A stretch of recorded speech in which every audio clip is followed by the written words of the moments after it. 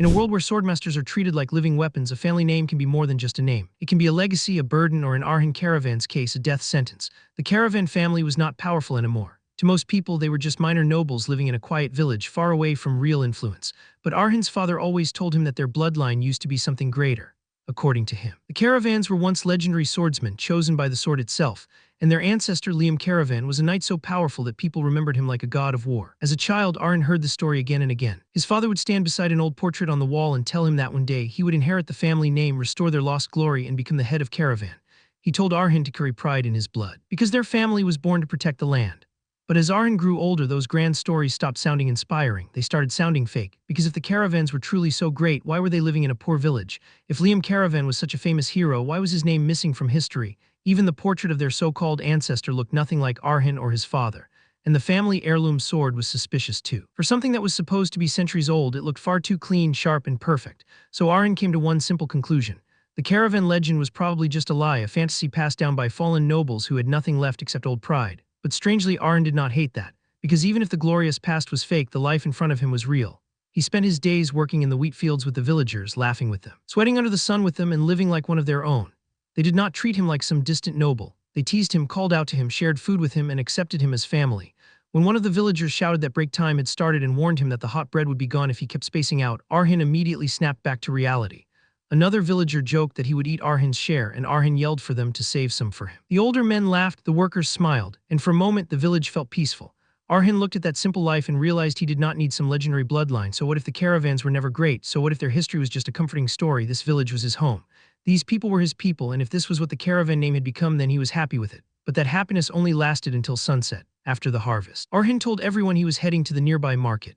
The villagers quickly began asking him to buy small things for them. One person asked for apples, and Arhan agreed without hesitation. Then he remembered that Marino's youngest daughter had a birthday coming soon, so he promised to buy her a doll too. Marino laughed, surprised that he remembered something like that, but Arhan only grinned and said of course he knew, because he was supposed to become the next lord of the village. With that, he waved goodbye and rode away beneath the orange evening sky. That was the last time the village saw him smile. After Arhan left, the villagers continued talking fondly about him. They joked that he was too kind to be a noble and that one day some lady might steal him away. Then a red flash cut through the wheat field. One man collapsed before he could even finish speaking. Blood sprayed across the golden crops.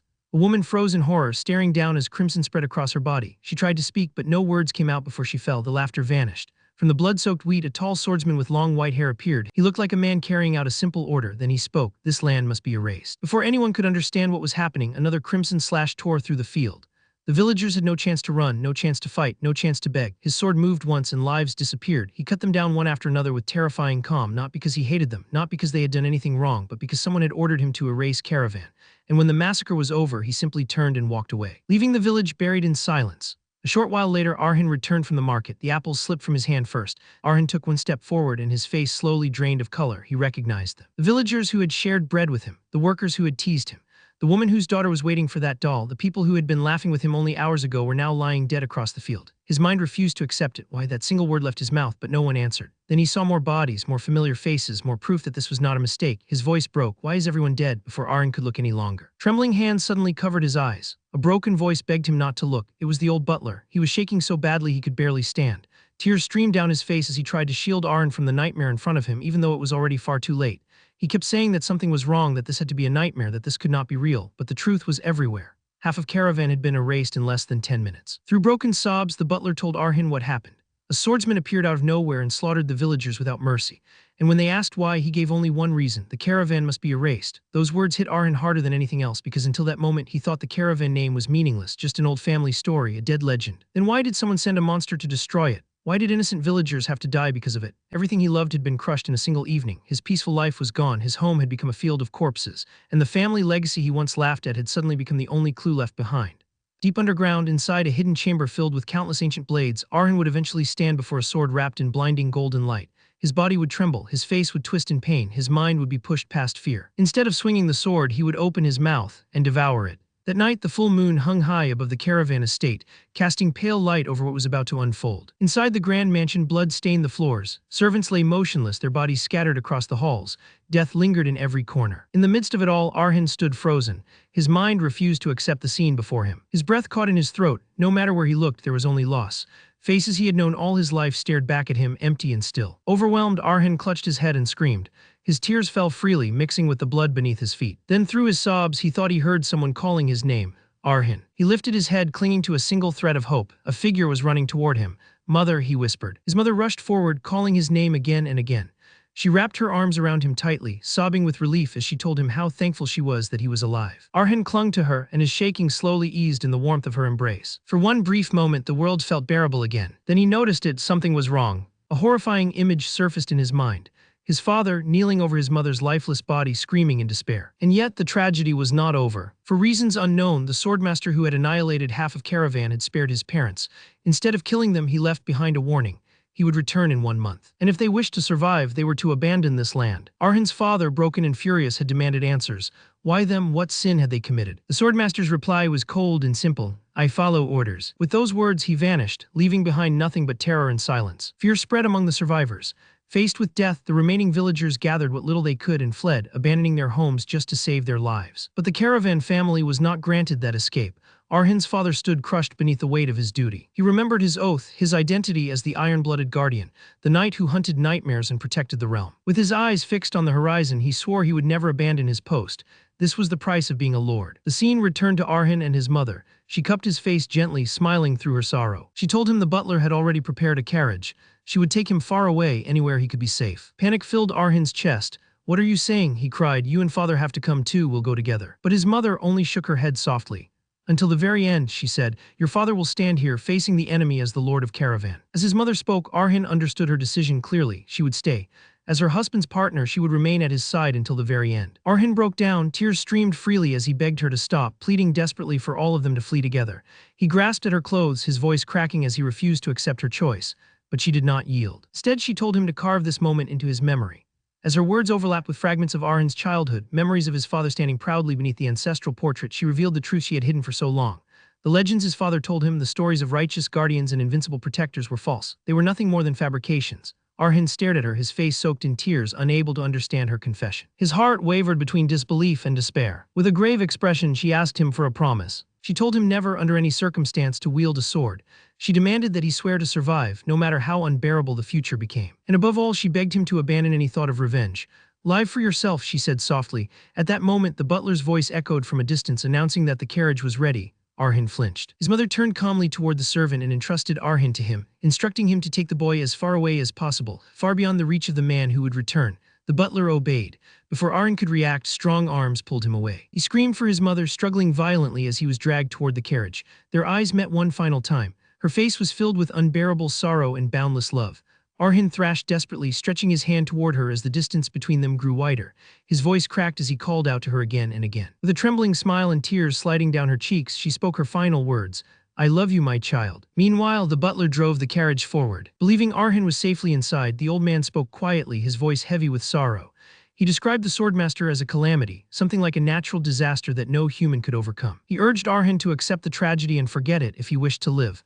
"The lord and lady would want you to survive," he said. Then realization struck him. The carriage was empty. He shouted Arhin's name in panic. But Arhin was already running back, his fists clenched tightly and determination burning in his eyes. No matter how he reasoned it, he could not abandon his parents. He refused to flee alone. He forced himself to believe that the swordmaster, no matter how monstrous, was still human, a being of flesh and blood, one who could die. That belief became his lifeline. For the past month, Arhin had secretly prepared a lethal poison. If he could strike the swordmaster even once, then perhaps he could save them. Clinging to that fragile hope, he returned to the mansion. But then Arhin froze. The sight before him shattered his world forever. Reflected in his eyes was a nightmare beyond words. His father's lifeless head had been mounted upon the family's flagpole. An act of unforgivable desecration. Below it, the swordmaster stood over his mother's fallen body, dismissing the scene as meaningless folly. The man slowly turned toward Arhin, his cold eyes locking onto him. "Have you come to die?" the swordmaster asked mockingly, reminding him that mercy had already been granted once. Arhin could only scream. The sound tore from his throat, raw and broken. As he stared at his mother's motionless form, rage consumed him completely. With shaking hands, Arhin raised his crossbow and screamed that he would kill him. The swordmaster's crimson eye flared. Before Arhin can fire the crossbow in Arhin's mind, he feels that he would die if he releases the bolt. In that instant, his final hope vanished. The crossbow shattered upon impact and fell uselessly to the ground. Arhin collapsed to his knees. The swordmaster approached. Arhin grabs his throat, believing the sensation he felt earlier was real. The swordmaster remarked that Arhin was not yet 18 and fortunate for it. "I will not kill you today," he said coldly. Instead, he ordered Arhin to leave and drown in despair. Gripping Arhin's face, the swordmaster delivered his final warning. No trace of the caravan's will was allowed to remain. If Arhin dared to continue that bloodline, he would be hunted down. The swordmaster departed, declaring that the caravan family deserved extinction. Arhin crawled across the floor, broken and hollow. Tears and saliva stained his face. As he dragged himself to his mother's body, he called himself worthless, pathetic. Holding her lifeless form, he sobbed uncontrollably, crushed by his helplessness. That day he lost everything. Then a faint blue glow emerged within the darkness. The light gathered, forming the shape of an ornate sword radiating an otherworldly presence, or so Arhin believed at first. Startled, he lifted his head. A commanding voice echoed through the room, calling him by his full name. Arhin Caravan, show respect. His gaze snapped toward the ancestral portrait on the wall. It now shone with the same radiant blue light. My descendant. The spirit of Liam Caravan, the legendary god of war, had manifested before him. The voice rang out once more, filled with authority. Show respect, Arhin Caravan, my descendant. Outside, rain began to fall, mirroring the storm raging within Arhin's heart. He wondered if grief had finally broken his mind, if this was nothing more than a hallucination born from unbearable trauma.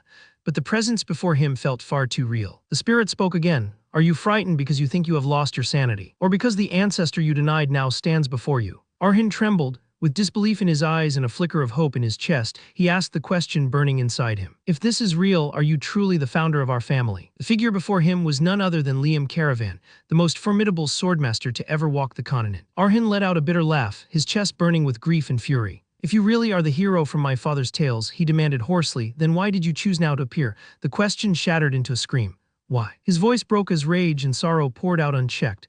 Tears streamed down his face as he shouted the question again and again, each cry heavier than the last. Liam Caravan watched in silence. His expression remained calm, unshaken by Arhin's collapse. Only after the storm finally subsided did he speak. Because I had to witness it myself, Liam said evenly. Revenge is a path that drains everything from those who walk it. It should never be chosen unless one is prepared to abandon all else. As he spoke, images surfaced in the air. Arhin saw himself day after day, training without rest, swinging a blade until his arms trembled despite having a body that should have broken long ago. A talent deemed insignificant, yet driven forward by obsession. For an entire year, Liam continued, you never released your grip on the sword, not once. There was no praise in his tone, only acknowledgement. Your will never faltered. Liam's gaze sharpened. You asked why I revealed myself now. The answer is simple. The hatred in your eyes has finally reached the depth I sought, and my patience has ended. His voice grew colder. My blood demands judgment upon the one who slaughtered my descendants and erased my land. Liam's words struck Arhin like thunder. There is a truth this continent has never disproven, Liam said. A swordmaster can only be slain by another swordmaster. But even if you trained for your entire life, Liam continued, you would never reach him. The words pressed down on Arhin's chest. A swordmaster exists beyond humanity, in a realm untouchable even to so-called geniuses. Then came the final blow. And that man stands far above even that realm, a true transcendental. In my era of endless war, only a handful approach such heights. In this age, none can kill him, and as time passes, he will only grow stronger. Arhin's breath hitched, despair wrapped around his heart like chains. I know, he thought bitterly, I know how impossible the gap is. It was not just difficult, it was hopeless. So all that awaited him was a future where the man who destroyed everything he loved would rise as a hero. The weight of his powerlessness returned, suffocating him. Then Liam's voice cut through the darkness. But from this moment onward, that future will change. I will make you a blade sharper than him, Liam declared. His eyes unwavering, strong enough to pass judgment as a true caravan. With that, something ignited inside Arhin. There is only one way, Liam said, the sole path our lineage can walk. Then he revealed the secret. Devour my sword, the descendant of the steel-blooded. The scene shifted, a forge appeared ancient and heavy with heat. Weapons lined the walls. Flames roared as a blade was thrust into the fire, glowing crimson. As the fire reflected in Arhin's eyes, Liam began to explain. The caravan bloodline is not purely human, he said. It carries the blood of dwarves.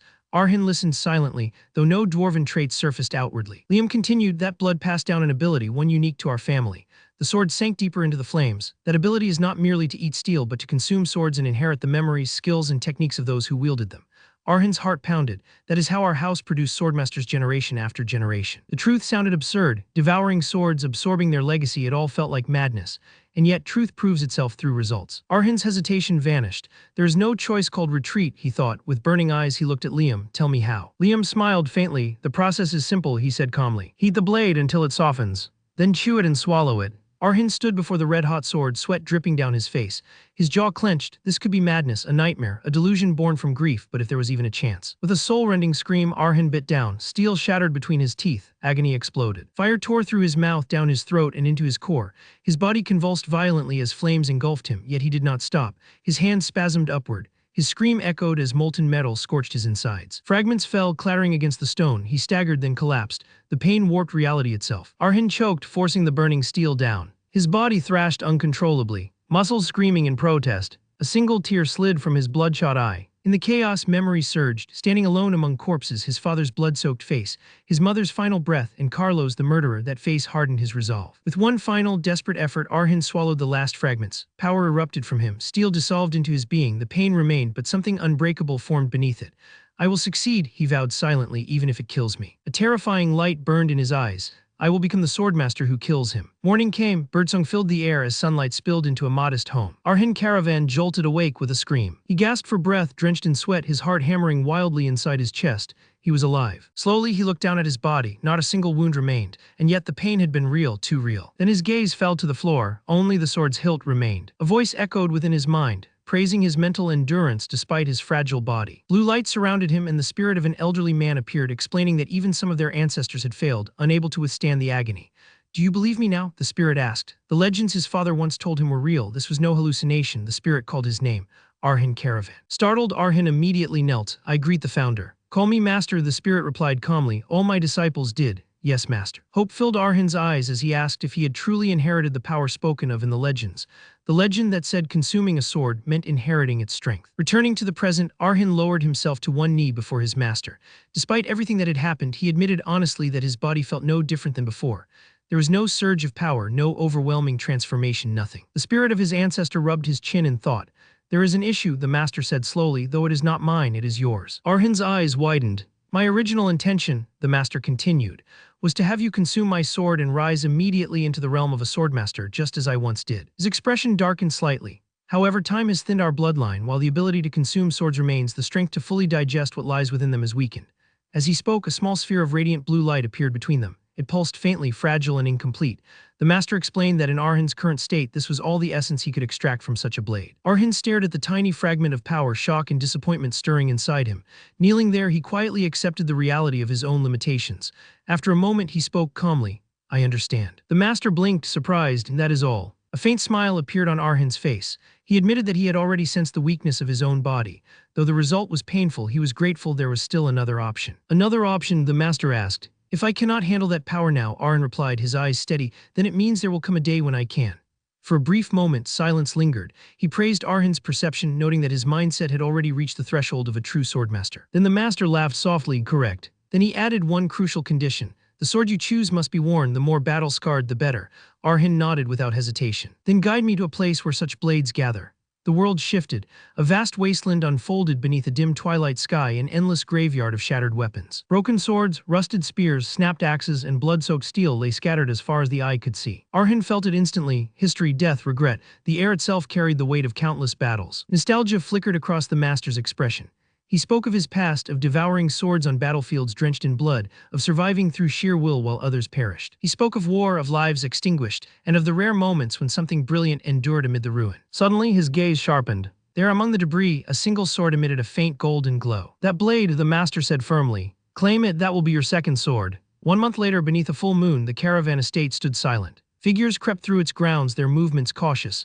One of them muttered that the entire area felt abandoned. Not a single presence could be sensed. As they slipped inside, whispers spread. Perhaps this place had once belonged to a dark mage. Another dismissed the idea. If that were true, none of them would still be breathing. They settled on a different conclusion, a fallen noble's hideout. 2 men, one bold and powerfully built, the other lean with spiked hair, laughed as they sat down, convinced the job would be easy. Meanwhile, another intruder rummaged through a cabinet and froze. Women's clothing, fine, untouched, almost new. The bald man's grin twisted. So a noble lady really does live here. Crude laughter echoed through the hall, then the voice cut through the air like steel. Stop, they turned. Arhin Caravan stood in the doorway, half shrouded in darkness. His eyes glowed with an eerie blue light as he stepped forward.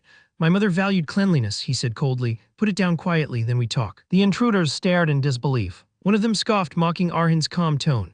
Another sneered, wondering if this was the noble's brat. Arhin remained unmoved. Did you come seeking food, shelter? He asked evenly. If so, speak, I am willing to coexist. The bald man burst into laughter, gripping his axe. You should have stayed hidden, boy. Arhin lowered his gaze briefly. When he looked up again, killing intent flooded the room. The axe swung. In the next instant, Arhin moves. His hand struck the man's stomach. Blood erupted. Arhin looked down at the body, blood staining his face, his smile chilling.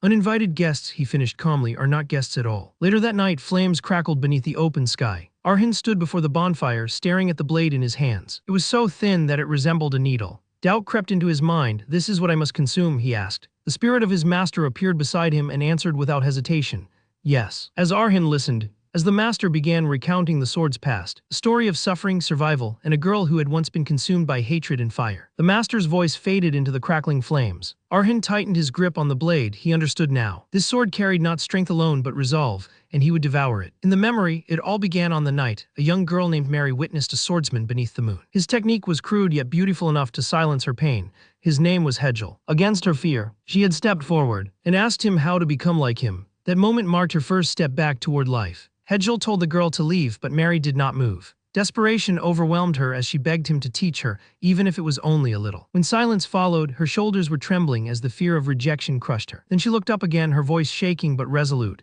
If I learn this, she said, then I won't be afraid of fire anymore, not ever. Yahello exhaled heavily and turned away. He took several steps then stopped. Something in her words lingered. Later, inside a dim storage room, he tossed a dagger onto the wooden floor. Beside a large barrel overflowing with swords, he spoke without looking at her. Choose one. If you can use it, I'll teach you. Mary stared at the weapons. Each sword was far too heavy for her frail frame.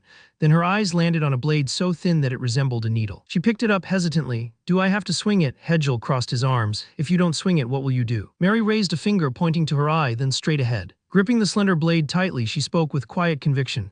As long as I can stand, I can fight. In a flash, she lunged. The blade stopped just short of Yahello's throat. For a moment, he stared at the tip in silence. Then he smiled faintly. That'll do, he said. You're my student. The memory ended with Mary smiling. That was my first thrust. Back in the present, Arhin's eyes burned with vivid blue light as warm blood splashed across his face. Uninvited guests, he thought calmly, which means they aren't guests at all. The bald intruder stumbled backward, disbelief frozen on his face as blood poured from his chest. Then he collapsed lifeless. Arhin stood above him, having driven the needle-thin blade clean through the man's lung, precise and fatal. The remaining three intruders froze in terror. One tried to speak but failed. Another, shaking violently, stammered, "Why, you're joking, right?" Arhin wiped the blood by swinging his sword. His voice was cold and final. There's no need to talk anymore. From the doorway, the spirit of Liam Caravan observed in silence. Pride filled his gaze. Over the past month, I taught him only one thing. Then a memory surfaced. Arhin running endlessly through the forest, pushing his body beyond exhaustion under Liam's watchful eye. He had learned endurance, nothing more. I never taught him a single sword technique. Liam smiled. The fact that such a thrust was possible meant only one thing: the digestion was working. Show me, the Liam murmured, young descendant. Arhin tightened his grip on the sword. This was his first step as a true member of the caravan bloodline. Raising the blade, he did not see it merely as steel, but as an extension of memories now etched into his soul. As he reviewed the strike with chilling clarity, Arhin realized the truth. To pierce the lung, the blade had to pass cleanly between the ribs. Such accuracy should have been impossible for an amateur. And yet a faint aura shimmered around his sword hand. Understanding struck him. The previous owner of the blade, the woman whose sword he had consumed 1 month ago. Her memories were flowing into him. Mary's face overlapped with the present as her past resurfaced. In her memory, Yahello taught her many things. How to stand, how to hold a blade, how to fight, and above all, how to live. His swordsmanship lacked structure, but it carried the freedom and romance of a wandering knight. Years passed. Mary, now older and marked by scars, trained with a radiant smile.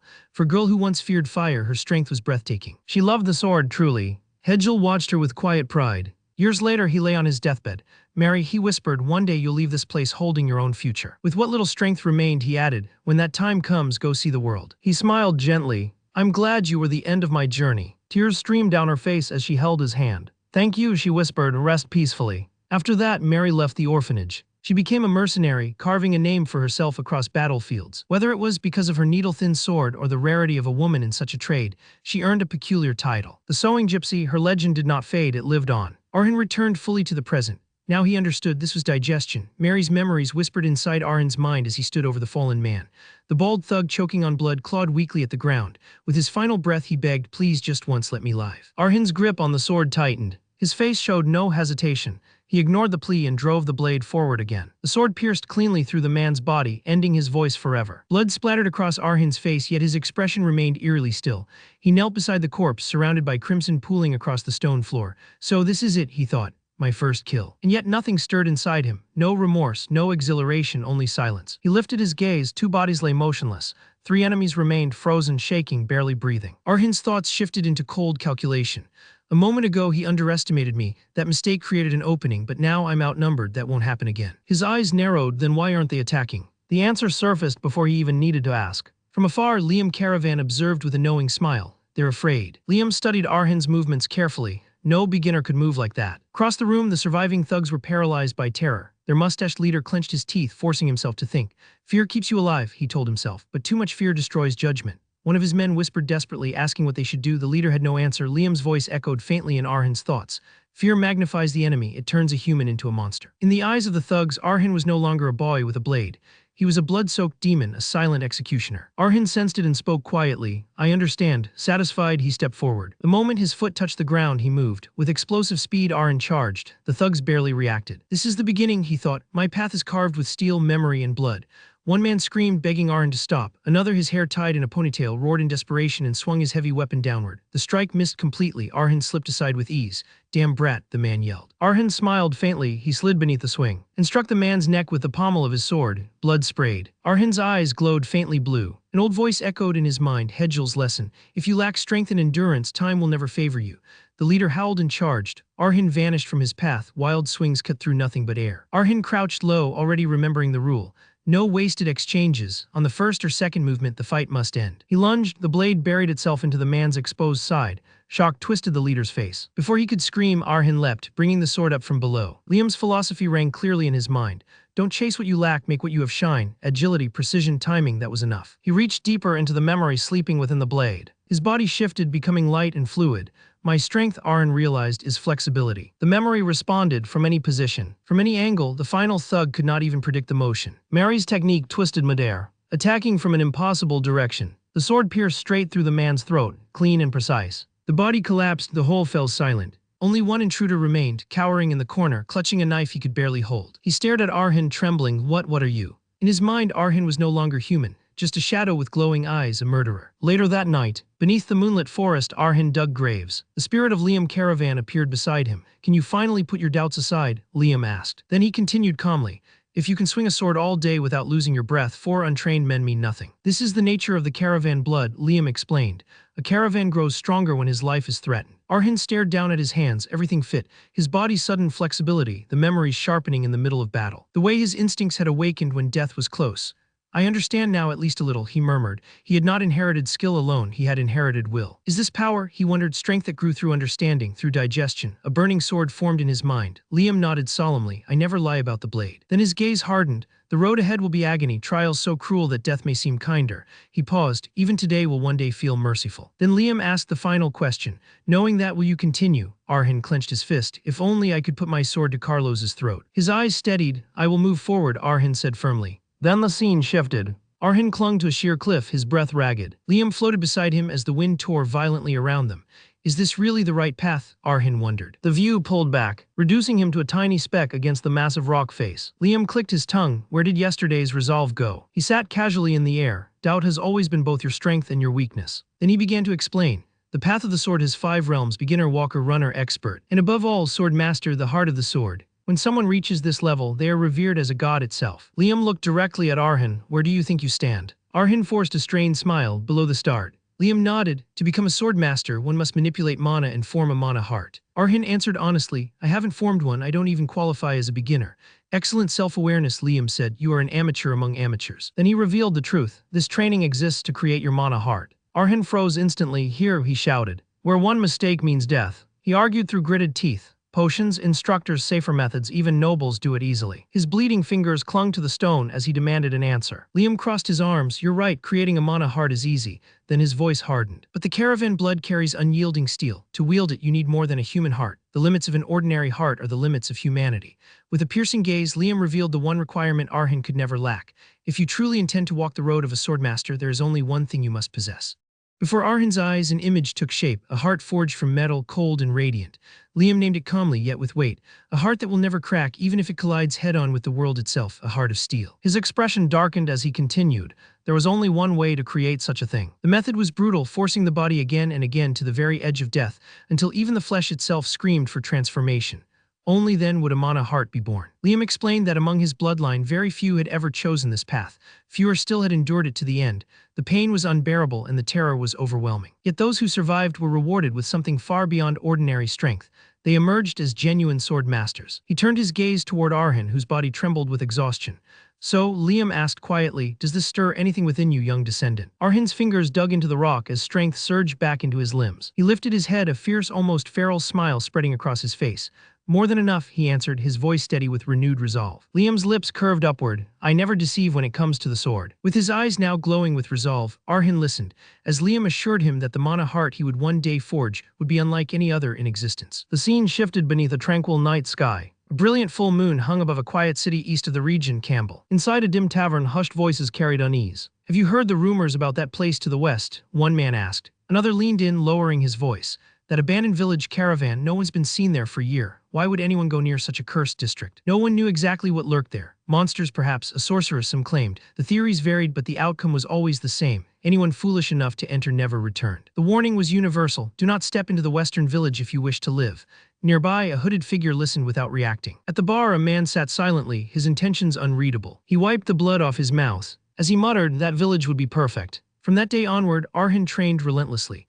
He climbed the cliff using only his left hand, refusing to stop no matter how severe the exhaustion became. Even when uninvited intruders drained him physically and mentally, he still forced himself upward. Even when his muscles screamed in agony and lifting his arm felt impossible, he never missed a single day. He drove himself beyond reason, and not for long, a full month passed. If success was measured by the completion of a mana heart, then he had failed. Yet the change in him was undeniable. His senses had sharpened to an extreme degree. Sight, hearing, smell, touch, even taste. His judgment became razor precise. His focus deepened. In moments of danger, his reactions surpassed his former limits. When he held the needle-thin blade and fixed his will on a single point, time itself seemed to freeze. If only for a heartbeat. The world faded, leaving only him and the strike. The difference between who he had been and who he had become was unmistakable. There was only one explanation. He could finally feel mana. As the scene shifted once more, a vast landscape came into view. Weapons littered the ground, axes, swords, daggers, and maces, embedded in the earth like silent gravestones scattered across an ancient battlefield. Arhin sat beneath the shade of an old tree, his thoughts tangled and restless. Despite failing to form a mana heart, and despite not even qualifying as a true sword novice, his progress was undeniable. The more he reflected on it, the clearer one truth became. Much of this growth came from the needle-like blade itself. Even so, the results were extraordinary. Turning his gaze toward his master, Arhin asked what kind of strength awaited him beyond his current stage. The answer came with a scoff. His master dismissed the idea of praising a mere weapon. Arhin, he said, was still far from discarding the label of a beginner. Only after forging a mana heart and stepping into the realm of a true sword novice, one who genuinely understood the nature of power, could he be considered on par with the blade's former wielder. And beyond that, if Arhin took just one more step after forming the mana heart, he would cross into a domain no longer bound by ordinary limits. At that stage, the body itself could be reinforced, and a field could be formed, one that served both attack and defense. That realm was known as the Swordwalker. Though it was technically the next stage after Sword Beginner, the difference between the two was immeasurable, like comparing the ground beneath one's feet to the endless sky above. Arhin accepted the explanation, yet another thought troubled him. Trusting his instincts. He mentioned that the man who had recently entered the territory and taken residence there felt like someone who had already reached that level. His master confirmed it without hesitation. That man, he said, exists on an entirely different plane compared to the trash you have dealt with until now. Arhin then asked what his master intended to do. The reply was blunt. In Arhin's current condition, he would not last even a second against such an opponent. For now, all they could do was observe and remain alert, prepared for any sudden changes. Retreating from the territory was also a reasonable option. Avoiding a battle that could not be won was not shameful. Arhin rejected that idea instantly. Even though the land had grown barren and broken, it was still the only place he could call home. In a quiet voice, he spoke of his desire to remember everyone who had once been part of his life. His master fell silent. After a moment, he spoke again, his voice low and heavy. Arhin needed to become strong. In the Iron Kingdom, strength was the only truth that mattered. Even the wish to preserve memories and protect bonds was nothing more than indulgence, a luxury born from weakness. He told Arhin to face his emotions head-on, to feel them completely, then burn them as fuel. Every hardship was nourishment. Every wound was a hammer strike meant to harden steel. Only then would no one ever dare ridicule his resolve again. Arhin was not sure whether those words had truly reached his heart. Then the next scene unfolded abruptly. Arhin stood locked in a deadly confrontation with a swordsman. His opponent's voice was cold and merciless. The warning was clear: if Arhin turned his back even for a moment, he would be cut down without hesitation. Only then did Arhin realize it. The trial had arrived far sooner than expected. After the mysterious man settled in the territory, observing him became part of Arhin's daily routine. Over time, patterns began to emerge. Though the village was filled with abandoned homes, the man behaved as if everything already belonged to someone else. He never touched anything that was not his.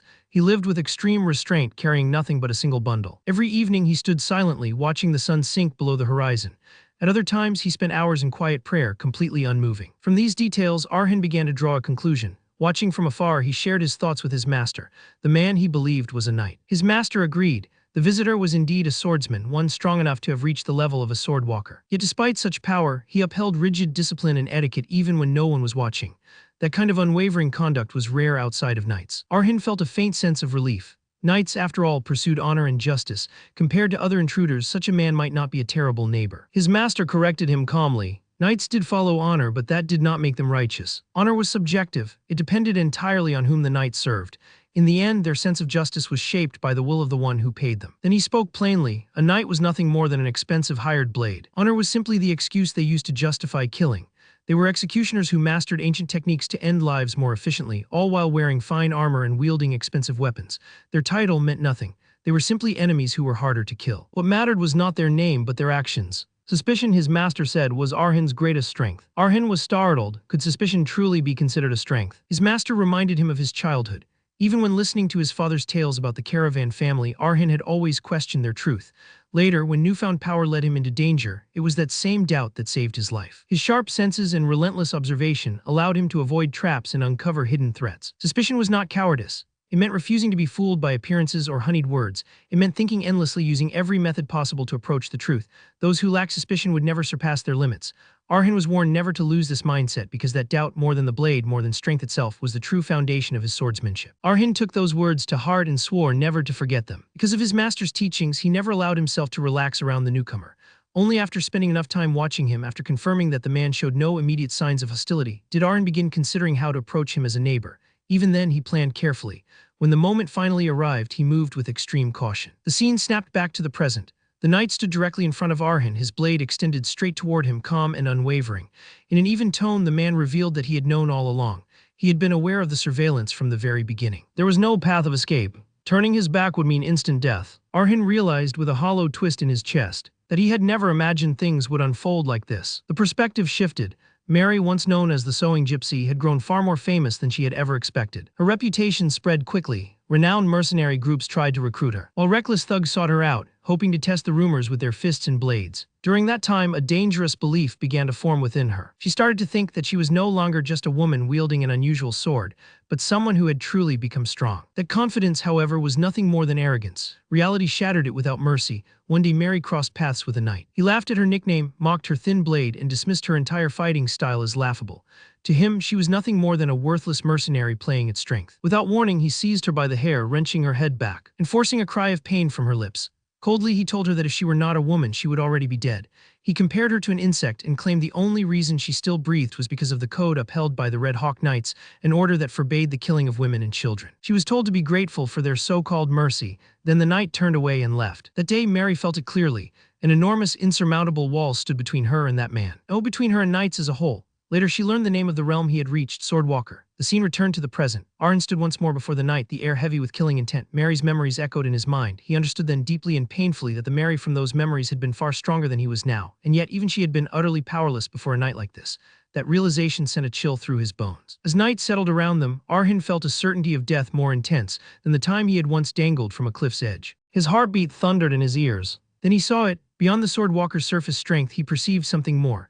A realm where mana extended beyond the body itself, spreading like invisible veins. It reinforced both offense and defense, shaped entirely by will. This was the true state of a swordwalker. The realization struck him with awe and dread. At that moment, the knight spoke again, demanding to know why Arhin had been watching him.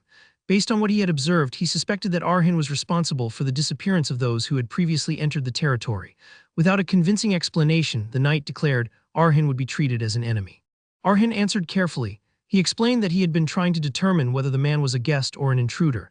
The knight, clearly dissatisfied, and demanded clarity. Arhin then revealed the truth. He had been born and raised on this land. 1 year earlier, during a brief absence, a dark sorcerer had attacked. His neighbors vanished without a trace and the village was left in ruins. After that, barbarians and wandering outsiders continued to appear, each posing a threat to both the territory and his life. Arhin stated that he had dealt with all of them himself, though he deliberately withheld certain details. He admitted that the knight was different, far stronger than anyone before him. Approaching recklessly would have meant immediate death. That was why he had observed from afar, judging whether the knight was a guest worthy of trust or a threat that needed to be confronted by other means. If the man was a guest, Arhin intended to welcome him as a neighbor. If he was an enemy, Arhin would find a way to protect his home anyway. The knight then spoke. Was Arhin truly prepared, he asked, to fight someone so vastly stronger than himself? Arhin answered without hesitation. Every memory of his life was rooted in this land. It was not something he could simply abandon. Hearing this, the knight calmly acknowledged the suffering Arhin had endured, and said that he finally understood his resolve. He then offered to share his own story as well. If they were to become neighbors, he said, understanding had to go both ways. With that, he asked Arhin to lower his guard and put away his sword, promising to do the same before speaking of his past. At that moment, Arhin recalled his master's teachings. A heart of steel could only be forged by pushing oneself to the brink of death until the body itself demanded the birth of a mana heart. True strength was born only through struggle. Moved by those words, Arhin apologized, but he refused to lower his blade. He admitted honestly that he did not yet trust the knight completely and needed his weapon, even if only for the slightest sense of protection. The knight replied calmly that if he truly intended to kill Arhin, the sword would be meaningless. Still, with both of them armed, sheathing his weapon first would violate a knight's honor. That was a line he could not cross. Arhin understood this, but he also refused to retreat, bowing to fear and surrendering without even attempting to fight. That was something he had already sworn never to do again. The knight studied the boy standing before him. At first glance, Arhin's delicate features seemed almost feminine, yet his body told a different story when etched with the marks of relentless training. Despite his small frame, his balance was impeccable. Still, his swordsmanship was far from orthodox. It was crude and unrefined, a style that poured everything into the opening strike. Even with generous judgment, the boy had not yet stepped beyond the realm of beginner. From the knight's perspective, Arhin posed no real danger, and it was clear that Arhin himself understood that fact. Yet something about him felt unsettling. There was a sharp intensity in his gaze, one that demanded respect rather than careless dismissal. To avoid causing serious injury, the knight resolved to strike Arhin's wrist and disarm him. Believing this to be the safest outcome, he moved. Their blades met. Disbelief followed immediately. His blade had been turned aside by someone who had not even reached the level of a true sword beginner. But that was not all. In that same instant, a powerful blue aura burst from Arhin's body with a single breath. The surrounding mana surged violently, swelling like a tidal wave. The knight sensed it at once. Something had been born within Arhin in that fleeting moment, something abnormal. Even so, parrying that strike should have been impossible, and yet the boy had done it. The knight wondered if this was the result of the mana heart Arhin had just formed. Ordinary mana hearts were soft and pliable. This one, however, felt dense and unyielding like tempered steel itself. Though he could not be entirely certain, one thing was clear. A decisive strike was coming, a blow carrying everything the boy possessed, a once-in-a-lifetime attack. But in Arhin's mind, one thing is clear. His earlier block had not been skill. It had been nothing more than a miracle born from chance. From the beginning, the knight had never aimed to kill him. The strike had been directed toward his wrist, its force deliberately restrained. That was the only reason it had been possible at all. By predicting the trajectory and driving the tip of his needle into the smallest opening, Arhin had barely stopped it. Then came another clash. This time, the cost of that miracle struck him immediately. The impact felt as though his unprotected body had been slammed by a charging carriage. Agony tore through him as if every bone had shattered at once. The difference in power was overwhelming. Yet even through that pain, something he had long awaited had finally awakened. The mana heart had been born, a heart of steel. Still, reality remained unchanged. He was nothing more than a sword beginner. His blade could not reach that man. If that was the case, then only one path remained. He would carve his own road. Using the heart of steel, his mastery of the needle, and the memories of his past as footholds, he would climb higher. Then the memories resurfaced. It recalled the day Mary collapsed before the overwhelming wall known as a swordwalker. Standing before that insurmountable limit, fear had seized her body. The first voice that rose in her mind was her master's. The scene changed to his deathbed, his hand gripping hers tightly. He told her never to forget that what people called an insurmountable limit was often nothing more than an excuse used by those too afraid to confront it. Walls existed to be overcome. The fear felt before them was the fate of all who wielded a sword, nothing more than a stepping stone. He urged her not to look away, but to stand tall and face it head-on. She would be cut down again and again, torn apart and driven to her knees in despair. But if she did not give up, if she continued to clash against that wall, then one day her sword would stand beyond it. Belief in herself was what mattered most. Remembering those words, Mary found her resolve. Strengthened by her master's teachings, she continued fighting the knight before her. In the end, she emerged victorious. The scene returned to the present. Arhin recalled all of these memories. Just as Mary had drawn strength from her past, he too found resolve within his own. His posture steadied and the blue aura wrapped around him once more, burning with renewed determination. The knight reflected silently. Anyone who had once held a sword, anyone who had lived with fierce resolve, was destined to face this moment. A massive wall would rise before them. Its pressure would seep beneath the skin, crushing hope itself. Even taking a single step forward would feel unbearable. The urge to turn away and flee would grow overwhelming. Yet the boy continued to throw himself against it. The knight recognized this resistance as youthful recklessness, and precisely because of that, the trial was necessary. The path did not need to be perfect, even if the method was clumsy and incomplete. If there existed even the smallest chance of reaching the destination, then that alone was enough. Casting aside doubt, Arhin focused on the fundamentals. Strength flowed into breath, into rhythm, into the trajectory of the blade. Every clue was gathered, Everything unnecessary was discarded. What remained was refined into a single strike, one capable of reaching its goal. This path had been inherited through countless generations, a way of advancing without yielding to adversity. That was the essence of the caravan. There was no hesitation before collision, no fear of being shattered.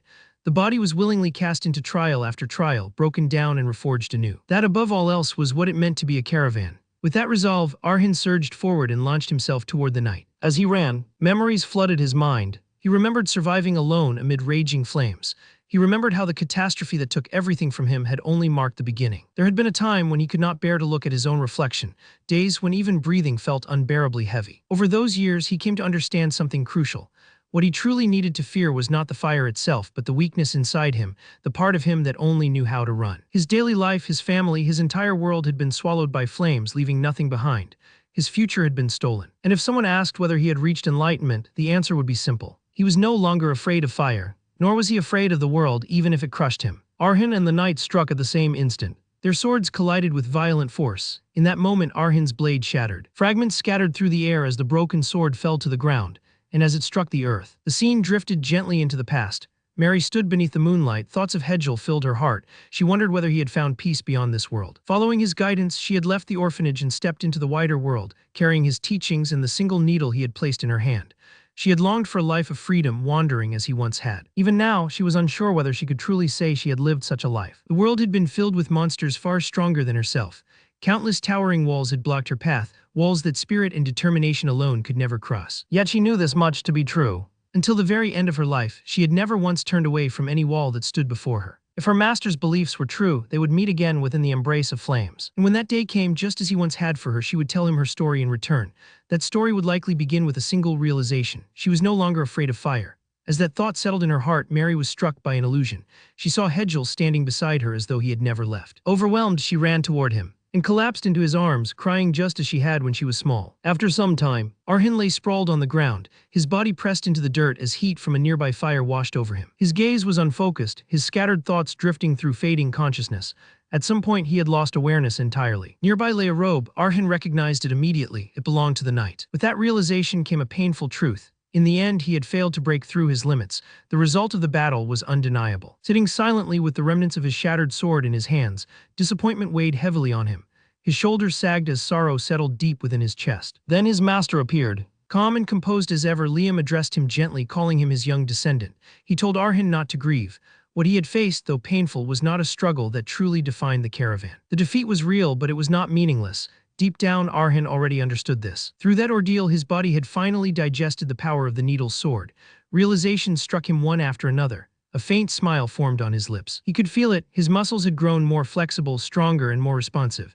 His senses had sharpened to the level of a predatory beast. Tempered by constant tension and survival, it felt as though he had lived the life of a seasoned warrior rather than a novice swordsman. In that moment, Arhin finally understood why his master had chosen that sword for him.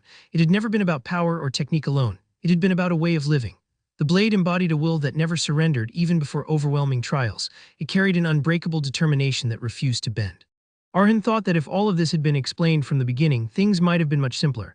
A small smile surfaced as acceptance replaced frustration. From behind, the knight approached quietly and remarked that Arhin had finally come to his senses. Scratching his cheek awkwardly, he explained that he had gone to fetch water.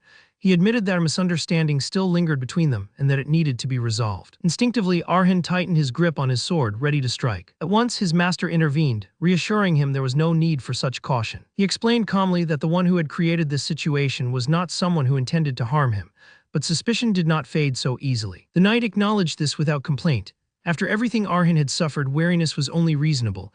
Trust, after all, was not something that could be built overnight. Breaking down the distance between two people required time. He proposed that if he revealed his own past, Arhin might lower his guard, even if only slightly. At last, the knight explained why he had traveled so far to this isolated land. Then, without warning, he loosened his cloak and removed his outer clothing. Arhin frowned, confusion flickering across his face as he watched. Only then did the knight formally introduce himself. His name was Petal, a former knight who had laid down his title, a wanderer with no destination left. More importantly, he confessed the truth he had been hiding. He was a man standing at the threshold of death. As Arhin's gaze fell upon Petal's exposed body, his breath caught. The signs were unmistakable. His flesh was weakened, and his condition was far worse than words could convey. Petal spoke calmly, explaining that even the most skilled high-ranking priests, those who had devoted their lives to healing, had all reached the same conclusion.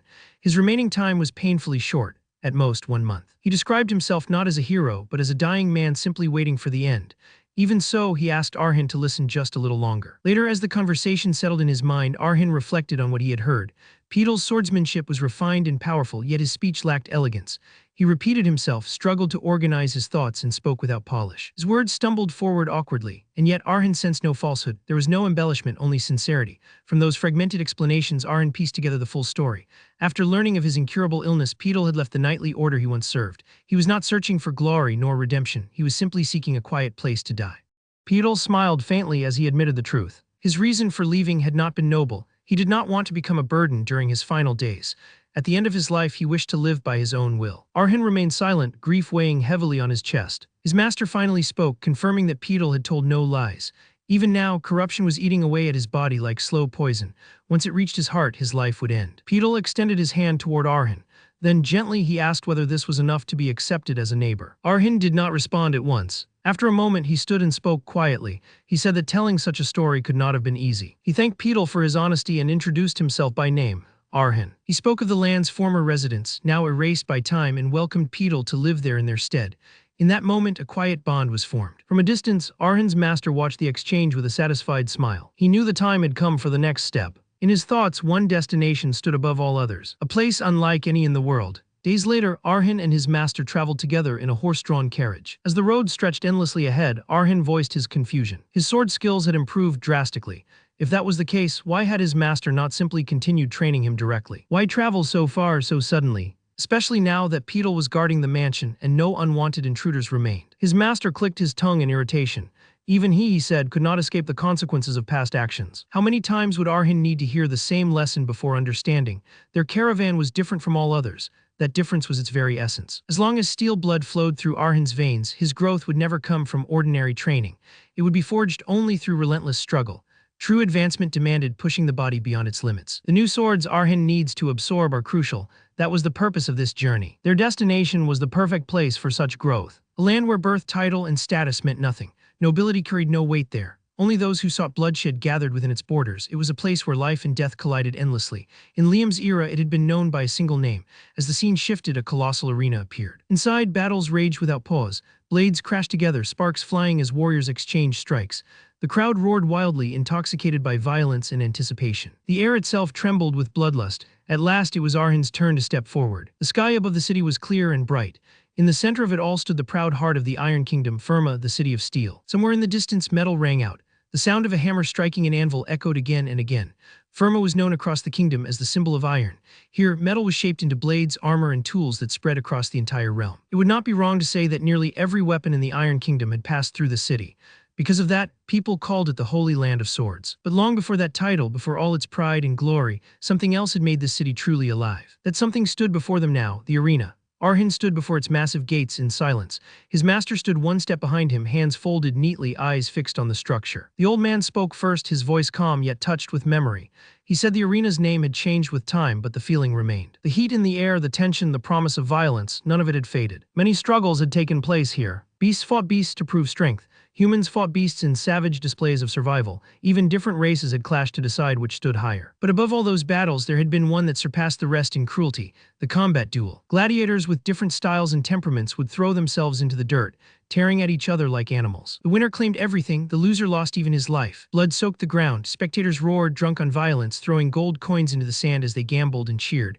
A city built on blood, that was Firma. The master seemed proud as he spoke of it. His voice carried excitement, almost nostalgia. Arhin, however, felt something else. Confusion. If what the old man said was true, then there was no better place to grow stronger. In that pit of death, real combat experience waited. If he defeated gladiators and consumed their weapons, he could increase his power quickly, faster than anywhere else. The thought made his heart beat harder. The master glanced at him and sighed, calling Arhin simple-minded. If mindless devouring truly worked, he would have already forced Arhin to consume every weapon in the junk heaps, even heirlooms left behind by foolish intruders. Then his eyes sharpened. Blind consumption would destroy him. The memories inside those swords were tangled and heavy. If Arhin swallowed them without control, those memories would swallow him instead. He would lose himself. The words struck him like cold water. The sword must not control the wielder. The wielder must control the sword. Until Arhin could open his own eyes, he would only consume what the master allowed. The rule was strict. The master declared that it was time to step into the hot place of struggle. 3 hours later, they stood inside the entrance hall. The heat was stronger here, the air smelled of sweat and metal. A long line of fighters stretched toward a counter, where a receptionist greeted each person with a bright, almost playful smile. When it was Arhin's turn, she asked if this was his first time participating. Her voice was light and cheerful. She told him to register and receive a medal. Without it, entry was impossible. Arhin blinked. A medal. He felt the stares from the people behind him. Irritated murmurs rose around him. How could someone come here without knowing such a basic rule? He slowly turned toward his master and repeated the word under his breath. The old man's face tightened. Sweat formed on his temple as he muttered that such a thing did not exist in his time. Arhin felt a wave of disbelief.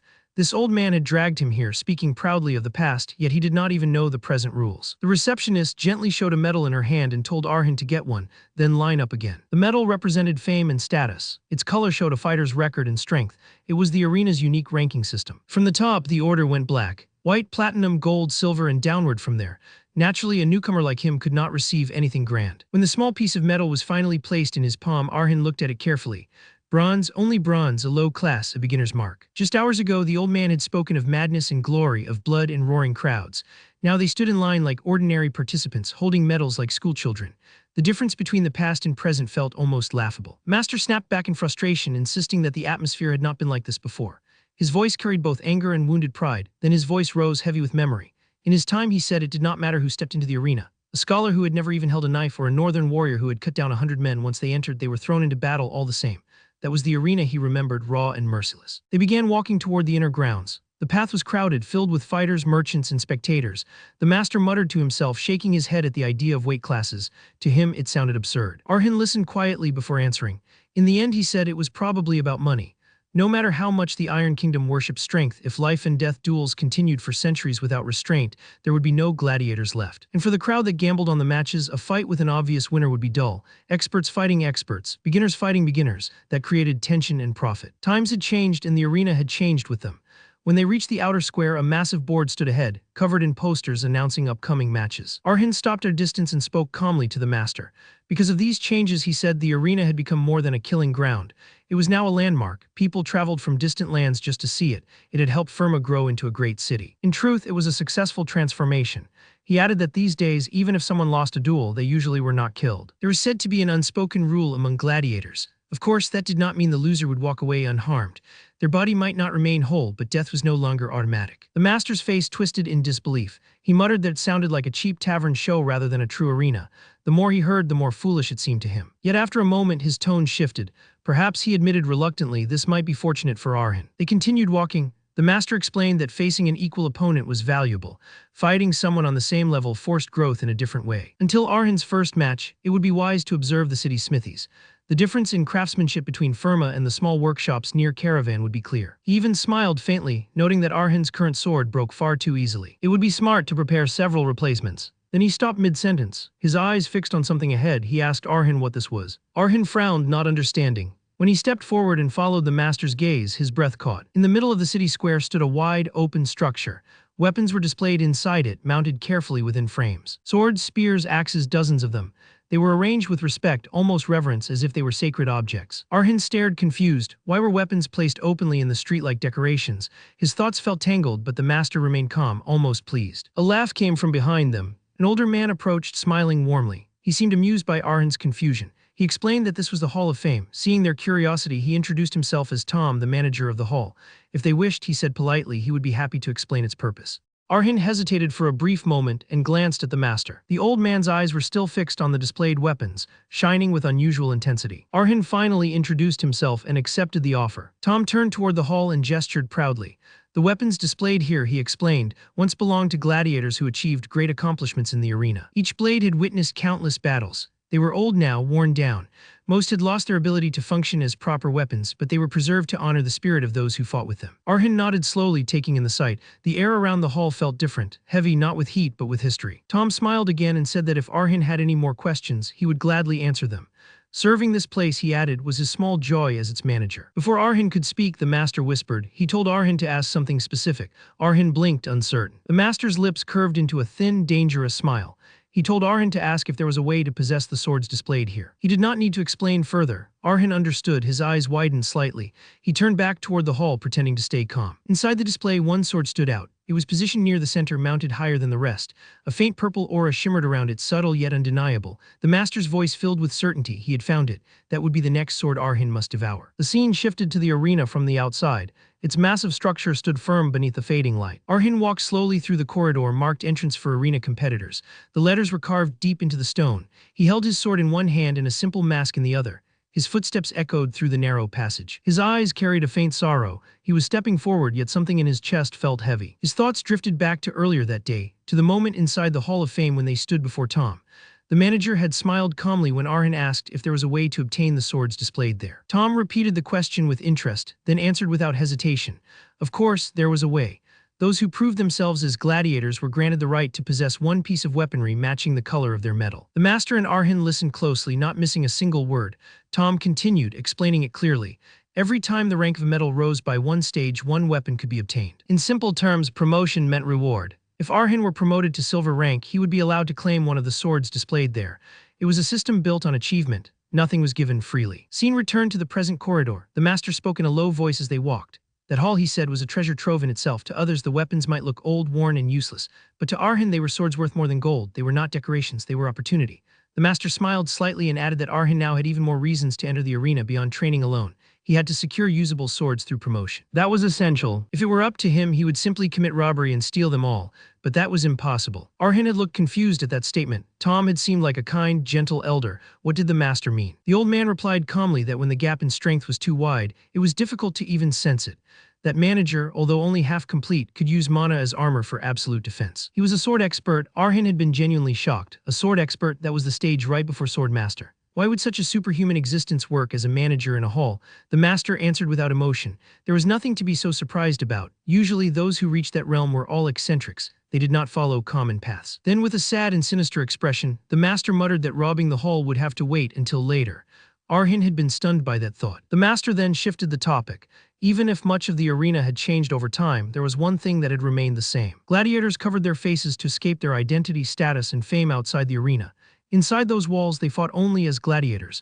That was the arena's long-standing tradition. Arhin considered those words carefully. He did not think it was a bad custom. If he only had to face opponents as a gladiator, not as a person, then he could be free from hesitation. Then he reached the final gate before the fighting ring. An old man wearing a hood stood there, guarding the entrance. He addressed Arhin as a young gladiator he was seeing for the first time, and asked what alias he would use in the arena. Arhin hesitated. An alias? What did he mean? The old man explained that no one who set foot in the arena used their real name. The shells used outside would only become a hindrance in standing as a gladiator. One had to utter the name they would be most proud of, the name that would accompany their life as a gladiator. Arhin grew silent. He thought of his past, his mother, his father, and the sword they had always shown him. After a moment of reflection, he spoke his chosen name. The old man hummed softly. It was a word he had never heard before. Perhaps it was the name of a protagonist from some night novel, but it did not matter. He prayed that victory would follow Arhin's first step. The gate opened. Arhin stepped into the arena. The announcer's voice thundered across the stadium.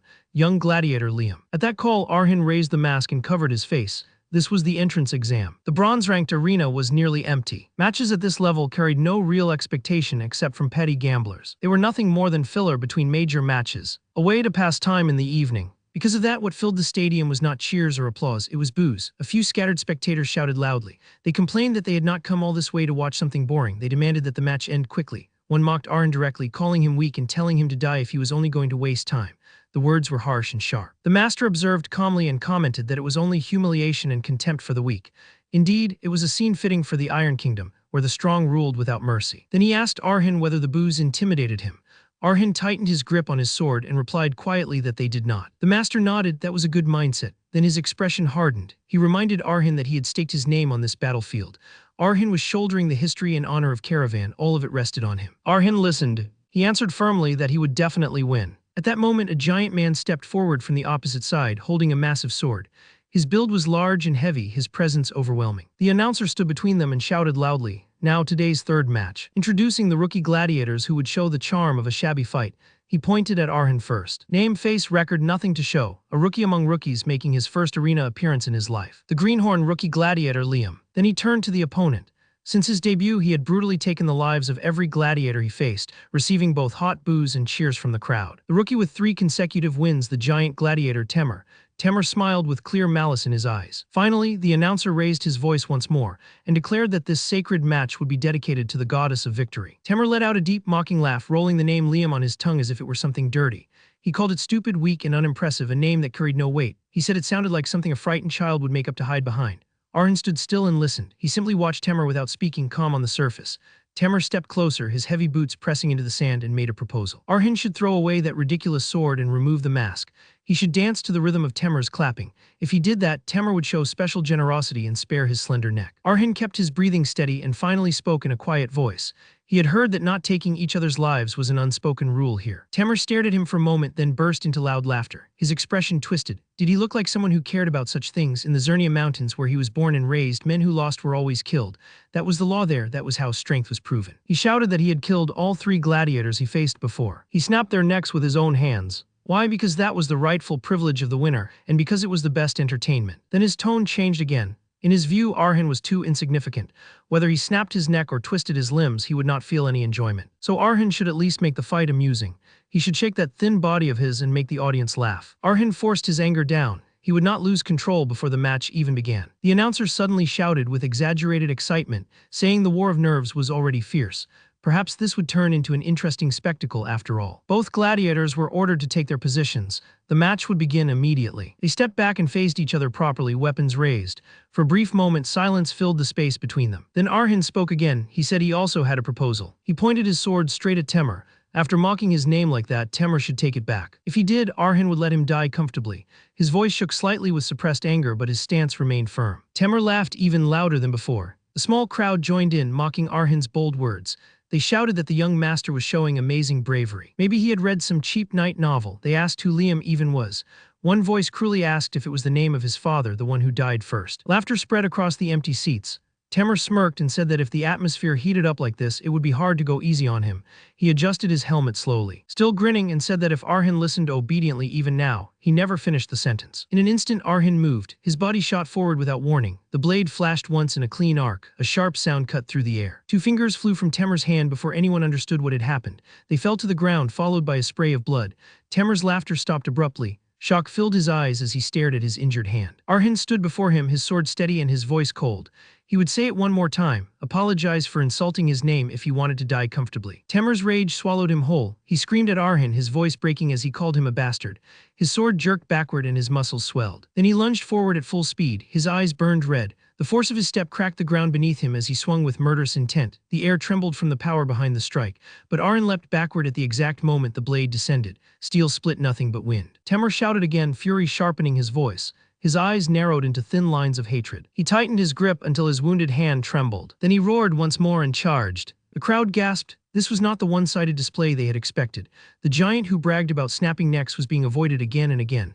A man in the audience slowly smiled at the turn of events. Then more voices rose, the atmosphere shifted. Cheers began to gather around Arhin instead of Temur. Sweat rolled down Temur's face. His breathing turned uneven, his thoughts raced in panic. Just moments ago, the boy had seemed like a trembling amateur. He had looked weak. So how was he moving like this now? How was that brat reading every strike? A cold realization formed in his mind. Was he pretending earlier, acting fragile to lower his guard? His eyes widened in shock. The possibility struck him harder than any blade. Arhin's voice reached him low and cold. He asked calmly whether this would be considered cowardly. As Temur had said before, this was not child's play. The words pierced deeper than mockery. Temur's teeth ground together. His eyes flared red again as he rushed forward in another furious assault. He shouted that he would kill him, that he would crush him. Pride and anger were the only things keeping him upright. Arhin tightened his grip on his sword. Temur attacked in a storm of steel, each swing heavy and fast, yet Arhin slipped through every strike with minimal movement. Each dodge was no more than a small shift, a slight lean, a step measured by inches. It was flawless. Temur's blade passed by him again and again by a paper-thin margin. No wasted motion, no panic. Temur felt something unfamiliar crawl up his spine. Fear. Who was this boy? In that moment, Arhin felt like a silent white serpent coiling around him, watching and waiting. What exactly was he fighting? Then Arhin moved forward. In a sudden burst, he closed the distance. His sword flashed 3 times. 3 deep wounds opened in Temur's leg. Temur screamed as pain tore through him. Desperate, he slashed back wildly. But Arhin had already jumped backward. The counterattack hit nothing. Arhin landed lightly, steady and calm, his eyes cold and focused. Temur's injured leg gave way. He dropped to one knee. Blood flowed heavily, soaking the ground beneath him. His sword slipped from his grasp and fell beside him. He tried to rise, straining his muscles, but his body no longer obeyed. Strength drained from him. Arhin watched without speaking, then he stepped closer. He said he would make him an offer again. Temur lifted his head weakly and listened. Arhin told him to take off that ridiculous helmet. The words were deliberate. They were the same words Temur had spoken at the start of the battle. Temur understood instantly. Temur gathered what little strength he had and forced himself into a sitting position. Every movement was a struggle. He said he accepted the offer. Then he asked for a moment to breathe, claiming he could not breathe properly. Just a few seconds, his voice trembled. Then his hand slowly moved toward his fallen sword. In the next instant, a blade pierced through his hand and nailed it to the ground. It was Arhin. Temur screamed again, shock flooding his face. Arhin had not been fooled. He had never relaxed. With cold eyes, Arhin warned him to choose his next move carefully. There would be no more offers. Temur finally understood. He was fighting a battle he had already lost. His hands shook as he removed his helmet. Gathering the last of his strength, he apologized for insulting Arhin's name. Then he begged him to spare his life. The arena erupted. Spectators shouted in excitement. They called the rookie amazing, the best bronze fighter they had seen lately. Laughter burst out. Some celebrated winning their bets. Others swore they would bet on him again. They asked for his name, Liam. They began chanting it loudly. Arhin stood tall in the center of the arena as his name echoed around him. Tom watched with a small smile. He had felt something extraordinary in the boy from the beginning. To receive such enthusiastic cheers from his very first match meant great promise. Yet his gaze shifted into the distance. In this arena, excessive attention often acted like poison. Two nobles also observed the match, speaking quietly about Arhin as the scene faded. A few days later, the sky shone brightly over the city as usual. The arena stood firm from the outside. Inside, Arhin looked stunned. He asked the receptionist to repeat what she had just said. She smiled and explained that the arena had evaluated him very positively. Though unusual, they wished to make a proposal fitting his performance. A silver promotion match. Would Gladiator Liam be willing to challenge it? The word struck him deeply, a real silver promotion match. 2 days had passed since Arhin's debut match against Temur. In that short time, 3 more matches had been held, and he had won all of them. Not through wild strength or reckless bravery, but through calm, careful judgment. Every move was measured, every strike had purpose, he wasted nothing. Now, standing in the arena office and hearing the offer of a silver promotion match, Arhin let the silence stretch. Was this goodwill for recognizing his victories? He wanted to believe that, but something felt wrong. The offer seemed too smooth, too sudden. His master stood nearby, deep blue eyes fixed on the receptionist. There was no excitement in them, only sharp thought. He was studying the situation carefully, as if he could already see the trap hidden beneath her polite smile. The receptionist, however, continued brightly, as though nothing about this was unusual. She explained that the condition for promotion was simple. Arhin only needed to duel against a contestant chosen by the arena. The important thing, she added with a soft laugh, was that he did not even need to fight hard. Arhin's eyes narrowed slightly behind his calm expression. Not fight hard. The words did not fit the world he had seen in the arena. Then she clarified, 3 minutes. If you can simply endure for 3 minutes after the match begins, victory will be declared in your favor, that is all. Her eyes shone as she leaned forward, as if offering a rare treasure. She said she did not need to mention how unusual this opportunity was. Once he became silver rank, he would face stronger opponents far beyond the bronze fighters he had fought so far. His match fees would rise accordingly, higher status. Greater rewards, all earned in just 3 minutes. She asked if he understood what a tremendous opportunity this was. The room grew quiet. Before Arhin could respond, his master spoke. His voice was low and steady, cutting through the cheerful tone.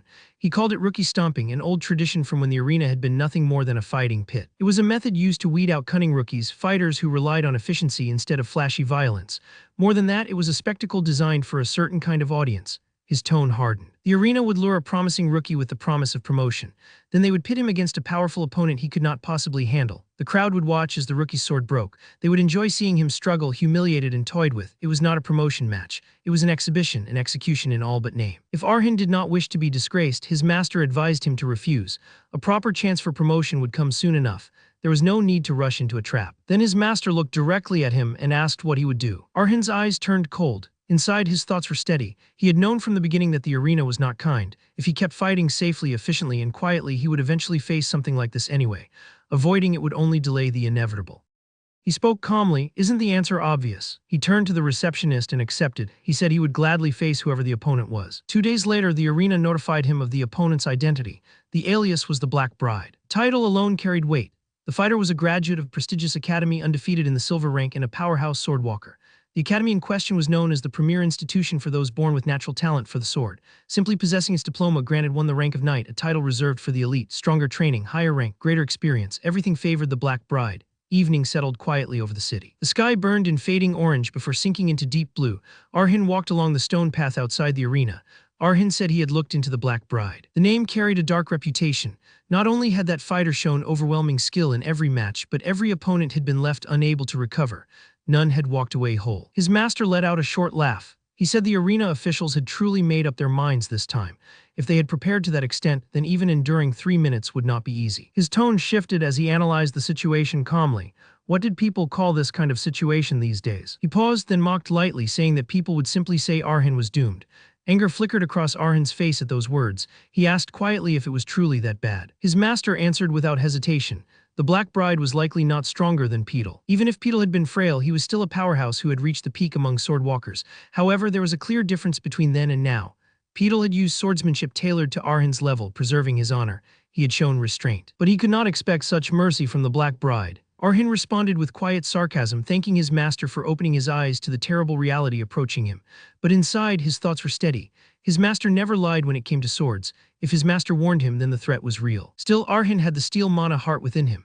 He also carried Mary's memories, a variable no one else knew about. If it was only a matter of enduring 3 minutes, then he had enough of a chance to win. His thoughts cut off, a faint sound of footsteps reached him. For one breath, the world seemed to freeze. A presence stood behind him. A figure slowly removed a hood, then a calm voice spoke his alias.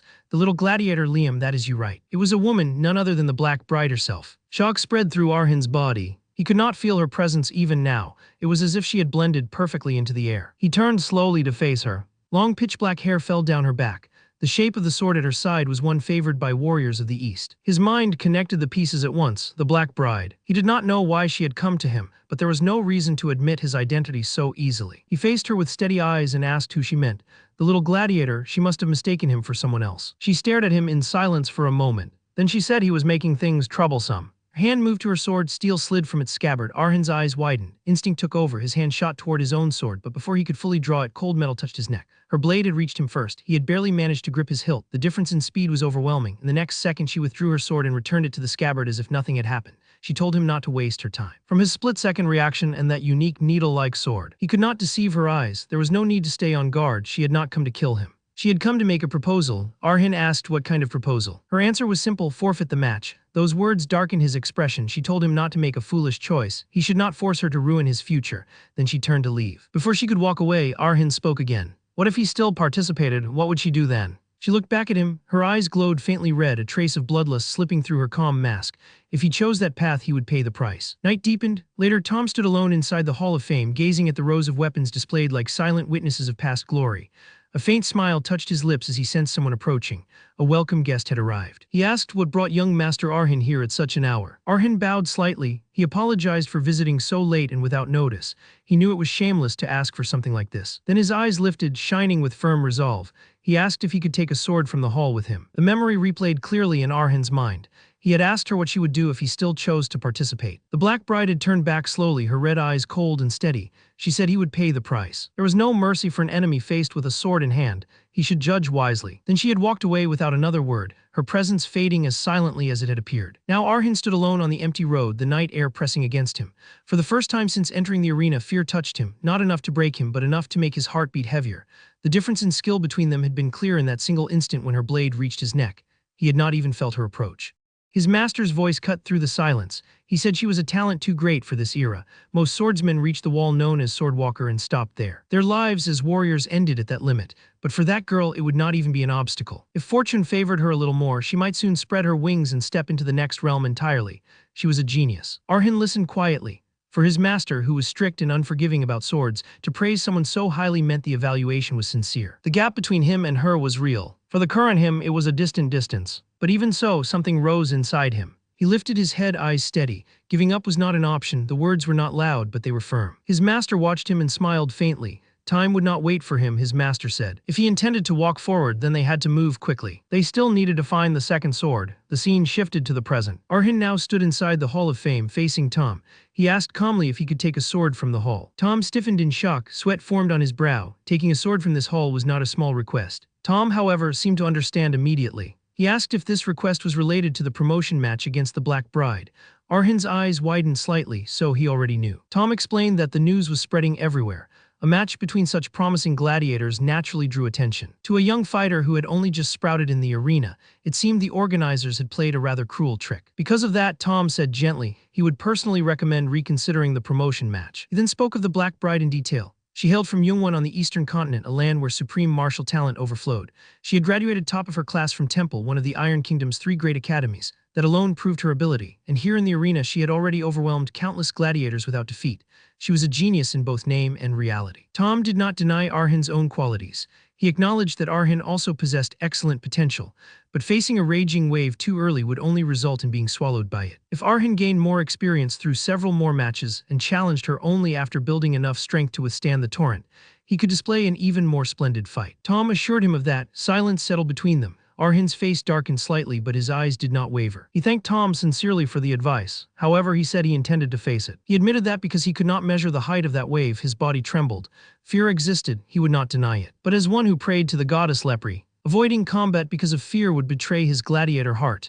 That was why he had come. He wanted to step into tomorrow's match, carrying the will of the gladiators who had fought before him. If he survived, he would be promoted and gain the right to obtain a souvenir from this place, so there would be no problem.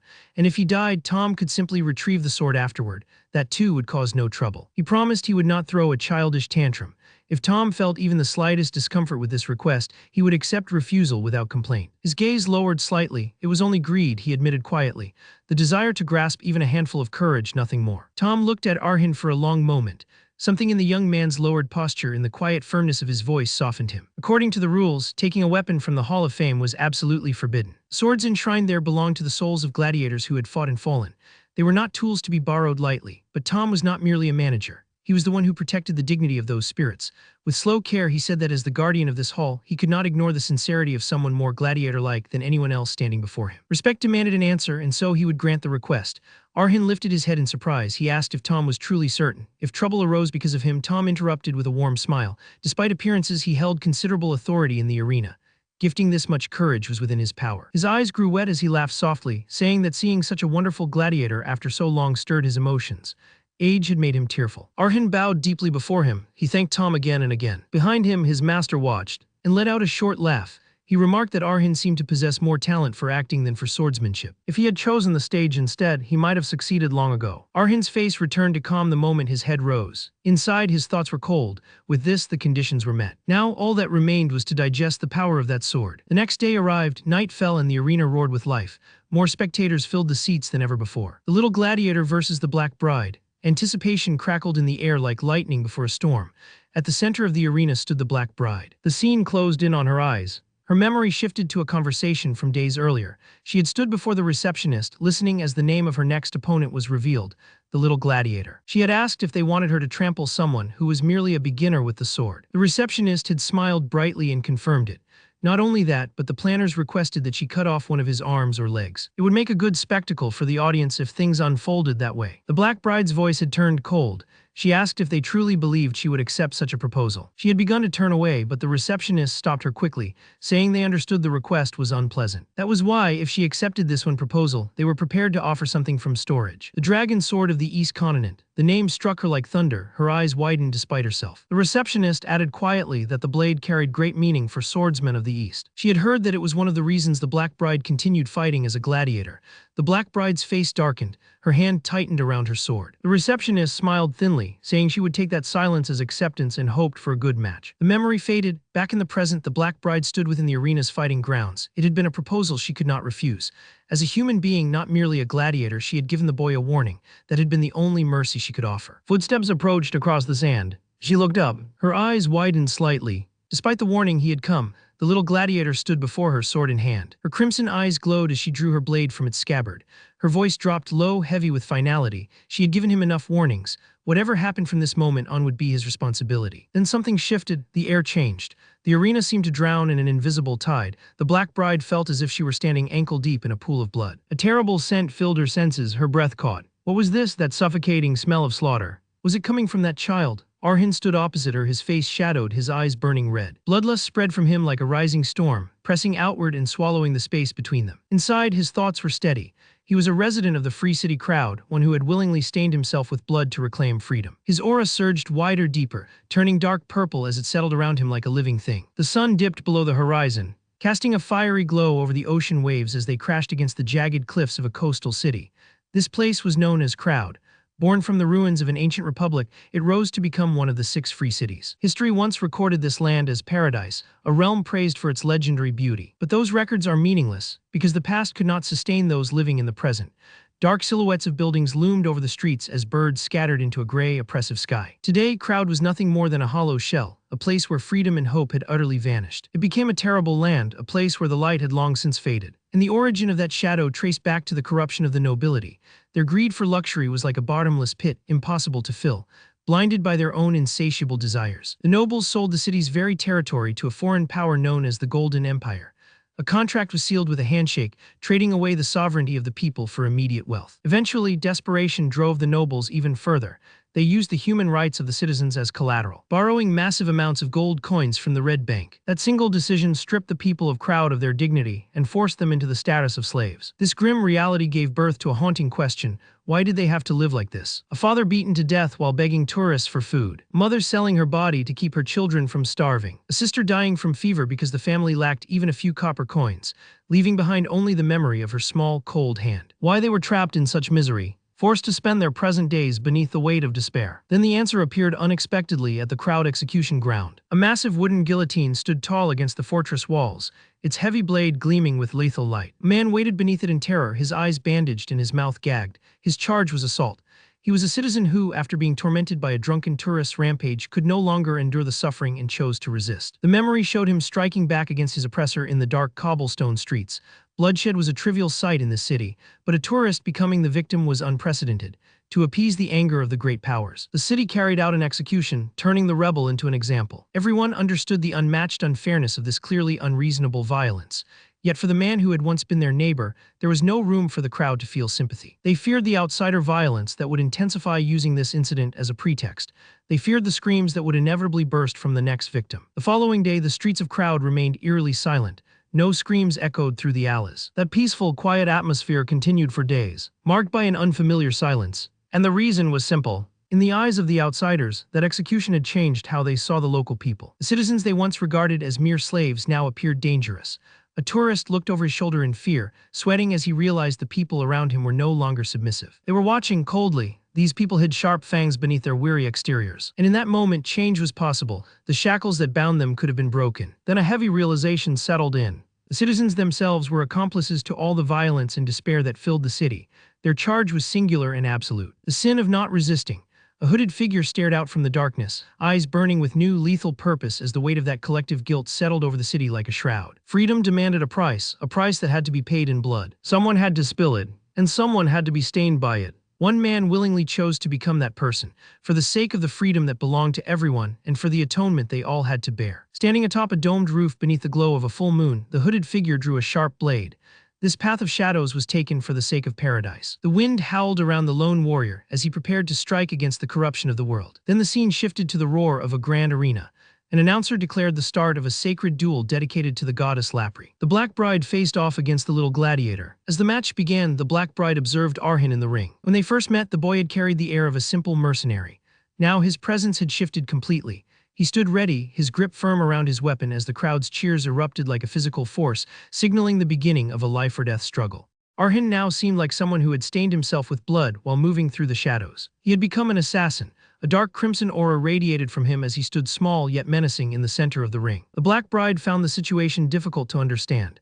Even so, she believed that nothing had truly changed despite Arhin's transformation. They lunged forward, a blur of speed and steel, initiating a clash that tore through the air. Arhin remained silent, his expression hidden as the first strike of the duel descended. Shock flashed across the Black Bride's eyes as Arhin dodged the sword with ease. Based on his previous movements and reactions, such a response should have been impossible to even attempt. Arhin twisted in midair, his body moving with a fluidity that defied his earlier performance. He was a completely different being now, his blue eye gleaming with predatory focus. He moved with the grace of someone who had lived a lifetime of killing, his small frame hiding the lethal power he now wielded. The air hissed with the speed of their exchange, forcing the Black Bride onto the defensive as Arhin's blade struck with mechanical precision. Every strike met with a deafening clang of metal. Sparks flew as Arhin parried a massive blow that sent tremors through the arena floor. He was no longer the child she had known. The Black Bride realized that even Arhin's breathing and movements belonged to someone else entirely. One question rang louder as the Black Bride demanded to know who Arhin truly was. Arhin tightened his grip on the hilt, A series of quick strikes created a staccato of impact, signaling the start of a high-stakes duel. Wind whistled past as Arhin lunged forward, his movements a blur of calculated aggression. His opponent, the Black Bride, observed the shifting rhythm of his assault. It felt like facing an assassin and a mercenary at the same time. Every footfall carried weight, yet Arhin's stance kept changing relentlessly, refusing to settle into a single pattern. He maneuvered on the edge of the blade, his agility forcing the undefeated gladiator to remain on high alert as the sound of his rapid steps echoed through the arena. Arhin maintained a piercing focus, his eyes locked onto his target while his short blade gleamed beneath the dim light. This constant variation made it difficult to predict his next move, adding an extreme level of unpredictability to the engagement. Through his refined technique, it was clear he had surpassed the level of beginner long ago. A heavy blade descended, meeting Arhin's defense with a jarring grind of metal. However, the Black Bride dismissed his efforts, stating that such a display was nothing but foolishness without the strength to back it up. The sheer weight of her weapon threatened to crush his guard. Then a sudden chill of killing intent pierced through him, followed by a violent sweep of steel that forced him back. The Black Bride stared down at her opponent, expressing her hope that he had more cards left to play before this ended. Arhin's hands trembled under the strain, his grip faltering as the roar of the arena swelled around them. From the stands, the crowd erupted in a frenzy, amazed that a simple bronze-ranked fighter was putting up such a fight against the legendary Black Bride. One spectator shouted in triumph, declaring that he had been right to bet his entire fortune on the underdog's survival. Speculation rippled through the audience as one man wondered if the little gladiator might actually win this impossible bout. His companion quickly rebuked him, reminding everyone that his opponent was the undefeated Black Bride. They screamed for Arhin not to die a boring death, their voices merging into a wall of sound. Amid the chaos, Arhin gasped for air, his vision narrowing as a chillingly cold killing intent settled over him. The sensation was so sharp it felt as if it could freeze his very soul. A thick metallic scent of blood blanketed the arena, heavy enough to choke the senses. Arhin looked inward, wondering if this was the same world that Fang's old master used to see. Suddenly, Liam appeared. He spoke of the female mercenary swordswoman and the assassin of crowd, noting that although the two had lived completely different lives, their paths had converged here in this moment of struggle. Liam explained that their beloved swords shared a common trait. They had both been forged specifically to stand against enemies far stronger than oneself. He called them swords of struggle, weapons born from the necessity of survival. In a world where the strong relentlessly preyed on the weak, these blades were the only equalizer. He looked at Arhin, acknowledging that he had only just taken his first steps on this path, and yet the weight of these legacies now rested firmly in his hands. The master warned that accepting the life of an assassin might be too heavy for someone so young. However, he commanded Arhin not to be consumed by the darkness of the craft. To survive, Arhin had to understand and accept the weight of that life, then truly make it his own. Arhin took a deep, ragged breath, his lungs burning as he tried to center himself. Then he exhaled slowly, the sound of his breathing the only thing grounding him as the spectral master watched over his resolve. In the void of the arena, the rhythmic sound of breathing continued, a steady cycle of inhalation and exhalation. Wisps of blue energy curled through the darkness like smoke, tracing the path of Arhin's focus. He fought to regain his composure, the air around him shimmering with the intensity of his concentration. A refusal to let the pressure of the Black Bride's presence break his mind before the next exchange began. Liam observed the change, noting that Arhin seemed to have calmed down a little. However, he warned that the true trial began now. During their brief clash, the Black Bride had already grasped the full extent of Arhin's capabilities. The master's voice carried a grim warning. The Black Bride would now hunt him with all her might. Arhin realized that the arena was a place without a single bush to hide in, a barren stage where an assassin's skills were reduced by half. He could no longer expect his opponent to let her guard down. In this dire situation, his best and only option was to change his strategy. Arhin pushed off the ground, leaping backward to put space between himself and his opponent. He turned and sprinted across the stone floor, his boots skidding as he tried to maintain a safe distance. He looked over his shoulder, calculating his next move while the vast arena stretched out around him. Every second spent running was a second closer to the end of the match, and he focused entirely on evasion, staying out of the Black Bride's reach. Suddenly, the Black Bride vanished from her position and reappeared directly in his path. Arhin's eyes widened in shock as he realized his retreat had been intercepted. Before he could react, she was already swinging her heavy blade with incredible speed. He barely managed to bring his own weapon up to block, and the force of the impact sent a shockwave through his arms. From the stadium seats, Tom calmly observed the duel with a faint smile.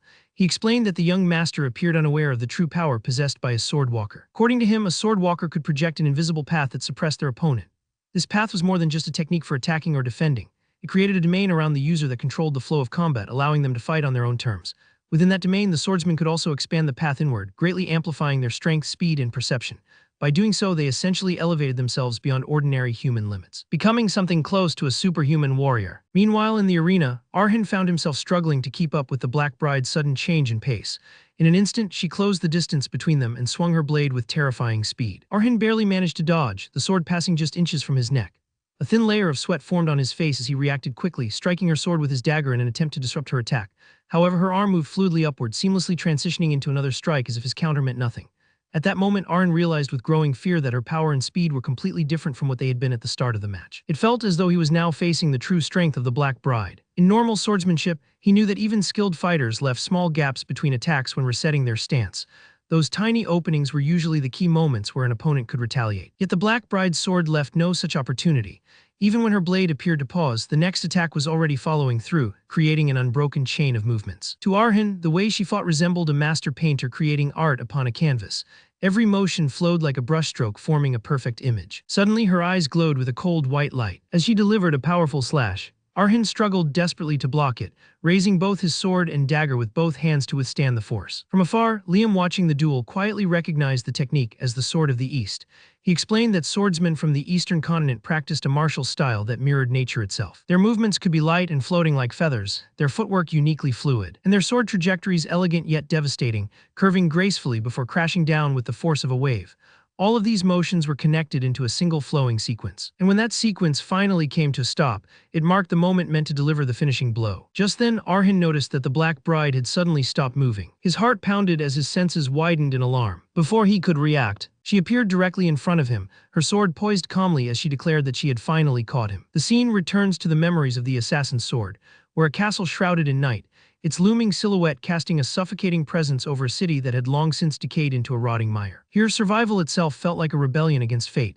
It was a life forged in desperation, one dedicated to reclaiming freedom inch by inch, even as death crept closer, rising steadily until it brushed against the very edge of existence. Against the suffocating grip of corrupt bureaucrats who ruled the land with indifference. He had borne the burden not of resistance in the traditional sense, but of escape, fleeing again and again in pursuit of another chance at life. Yet deep within, he had always known that such running could not last forever. There would come a moment when the path ended, when no alley remained, and no shadow was deep enough to hide in. And now that moment had arrived. His opponent was someone he could not even dare to face. An undeniable powerhouse whose very presence crushed any hope of victory. Instinctively, he understood the truth. This was the end of his life. And yet in that moment of despair, something strange appeared before him. Faint and almost insignificant, yet carrying a familiarity that stirred something deep within him. For reasons he could not explain, it felt identical to something he had relied upon countless times before.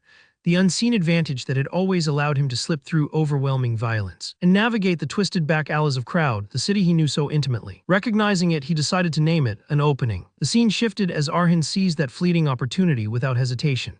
He launched himself forward and struck directly at the Black Bride. His blade cut into her, drawing blood.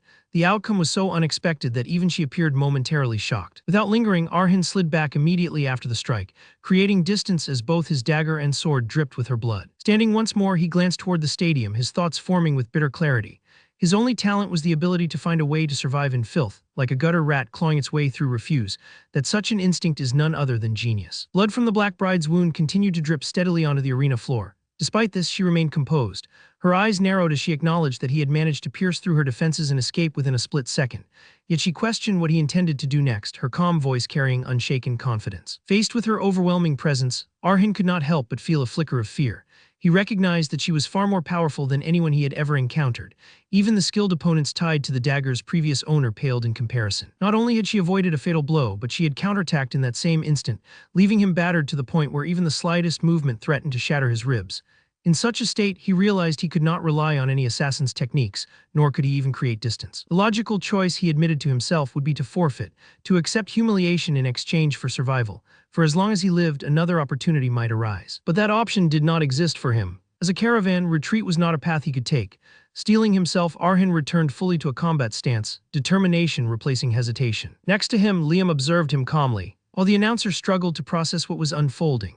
It was astonishing enough that a mere bronze-ranked fighter had managed to wound the undefeated queen known as the Black Bride. But the fact that he intended to continue fighting in such a broken state elevated the situation beyond a simple mismatch or execution. It felt like the birth of something greater, the emergence of a star. With growing excitement, the announcer addressed the audience, urging them to witness the moment, as he declared that only 10 seconds remained until the little gladiator's victory. The proclamation echoed through the arena, heightening the tension as both Arhin and the Black Bride readied themselves once more. His master watched silently, eyes fixed on his student as the match resumed. Their blades clashed with explosive force, sparks scattering through the air as steel met steel. Even amid the chaos, Arhin's thoughts continued to flow, questioning the nature of genius. To him, a genius was someone who could find a path through any hardship. Someone who could uncover answers in situations others deemed impossible, and achieve success with calm certainty, leaving behind achievements etched into history. As the Black Bride launched another attack, he managed to block it with both dagger and sword, though the strain on his body grew unbearable. Their movements accelerated rapidly, becoming almost impossible to follow as their speed surpassed human limits, reducing their forms to blurs within the arena. Yet even as he fought, fragments of his past echoed in his mind. Voices reminded him that he was not a genius, that his body was frail, that his aptitude for martial arts was dull, that where others could learn 10 techniques, he struggled to grasp even a few. That was the limit of the vessel he had been born into. Under a relentless barrage of slashes from the Black Bride, Arhin did his best to defend. He managed to block several strikes, but many still cut into his arms, drawing blood that dripped steadily onto the ground. Eventually, he dropped to his knees, wounded and exhausted, yet he refused to surrender. In that moment, his thoughts shifted once more. He recognized that beyond geniuses, there existed those who were considered even greater. Not because they always found the perfect answer, but because they never gave up, because they stood firm regardless of the odds. These were the ones known as legends. Individuals who created ripples that could shake the world. Heroes born through tribulation. Watching him, his master felt quiet pride. Even in a place where Arhin had lost everything, even in the deepest abyss devoid of light, he had never let go of his sword. He launched himself forward, his eyes burning with intensity, as he poured everything he had into a single powerful strike aimed at the Black Bride. For a brief instant, it seemed as though he might succeed. But the Black Bride remarked almost casually that this was how it was done. To Arhin's shock, she evaded his attack effortlessly. Before he could react, she countered. Her blade pierced through his chest in one decisive motion. Blood spilled freely as pain overwhelmed him, and as he collapsed, his blood splattered across her face. Observing this, his master acknowledged that this time Arhin had fallen just short. Still, there was no need for disappointment. As the announcer declared the match over, the weight of the moment settled across the arena. Yet in his master's thoughts, the outcome carried a different meaning. Today, once again, Arhin had overcome something far greater than defeat. Meanwhile, the announcer's voice rang out, proclaiming the result to the crowd. The victory of the little gladiator Liam. It was then that the announcer, unable to contain his excitement, declared with heartfelt enthusiasm that at that very moment, the little gladiator had been promoted to silver rank under the blessing of the goddess Leper, and had officially earned the silver medal. His voice echoed throughout the entire stadium. As his words settled in, the crowd erupted into thunderous cheers.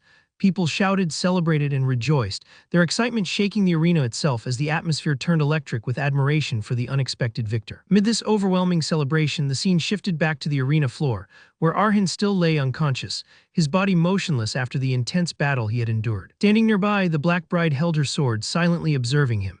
As she looked at his fallen form, she thought to herself that, just as she had expected, it was difficult for her to hold back when she had drawn her sword. Violence, she reflected, was seen by some as talent, while others regarded it as madness. Yet despite her usual detachment, she admitted inwardly that it had been a long time since she had felt this thrilled. There was something about this battle, and about him, that stirred her curiosity deeply. She found herself wanting to know more about the little gladiator known as Liam. That moment, a voice suddenly reached her through telepathy, asking if she could hear it. The call repeated itself, urgent and intrusive, breaking her concentration. The voice belonged to a man who appeared elsewhere, seated arrogantly on a noble chair. He was a heavyset figure, holding a magical spear through which he projected his words directly into her mind, his expression darkening as he offered her one final chance. He ordered her to cut off Arhin's arm and take it as a trophy. His eyes glowed red with anger as a sinister aura surrounded him, and he reminded her that if she desired the dragon sword as promised, she was to act immediately. Hearing this, the Black Bride tightened her grip on her sword. But after a brief pause, she chose to return it to its sheath. In her mind, she dismissed the man and his demands as disgusting foolishness, deciding instead that she should leave this place for a while. However, before she could act any further, something extraordinary occurred. A massive surge of energy began to gather within the arena, radiating an overwhelming presence that felt otherworldly.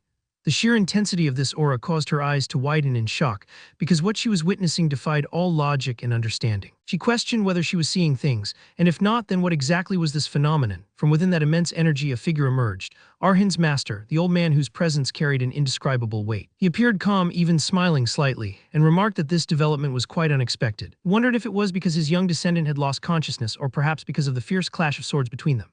But regardless of the cause, one thing was certain: she was able to see him. Addressing her directly, he referred to her as a young girl of the East. His voice deepened as he explained that although rare, there had always been individuals in the East known as shamans, those who could keenly sense spirits and possess strong divine power. To have her senses open to the spiritual realm while also possessing such martial talent, he remarked, was truly remarkable.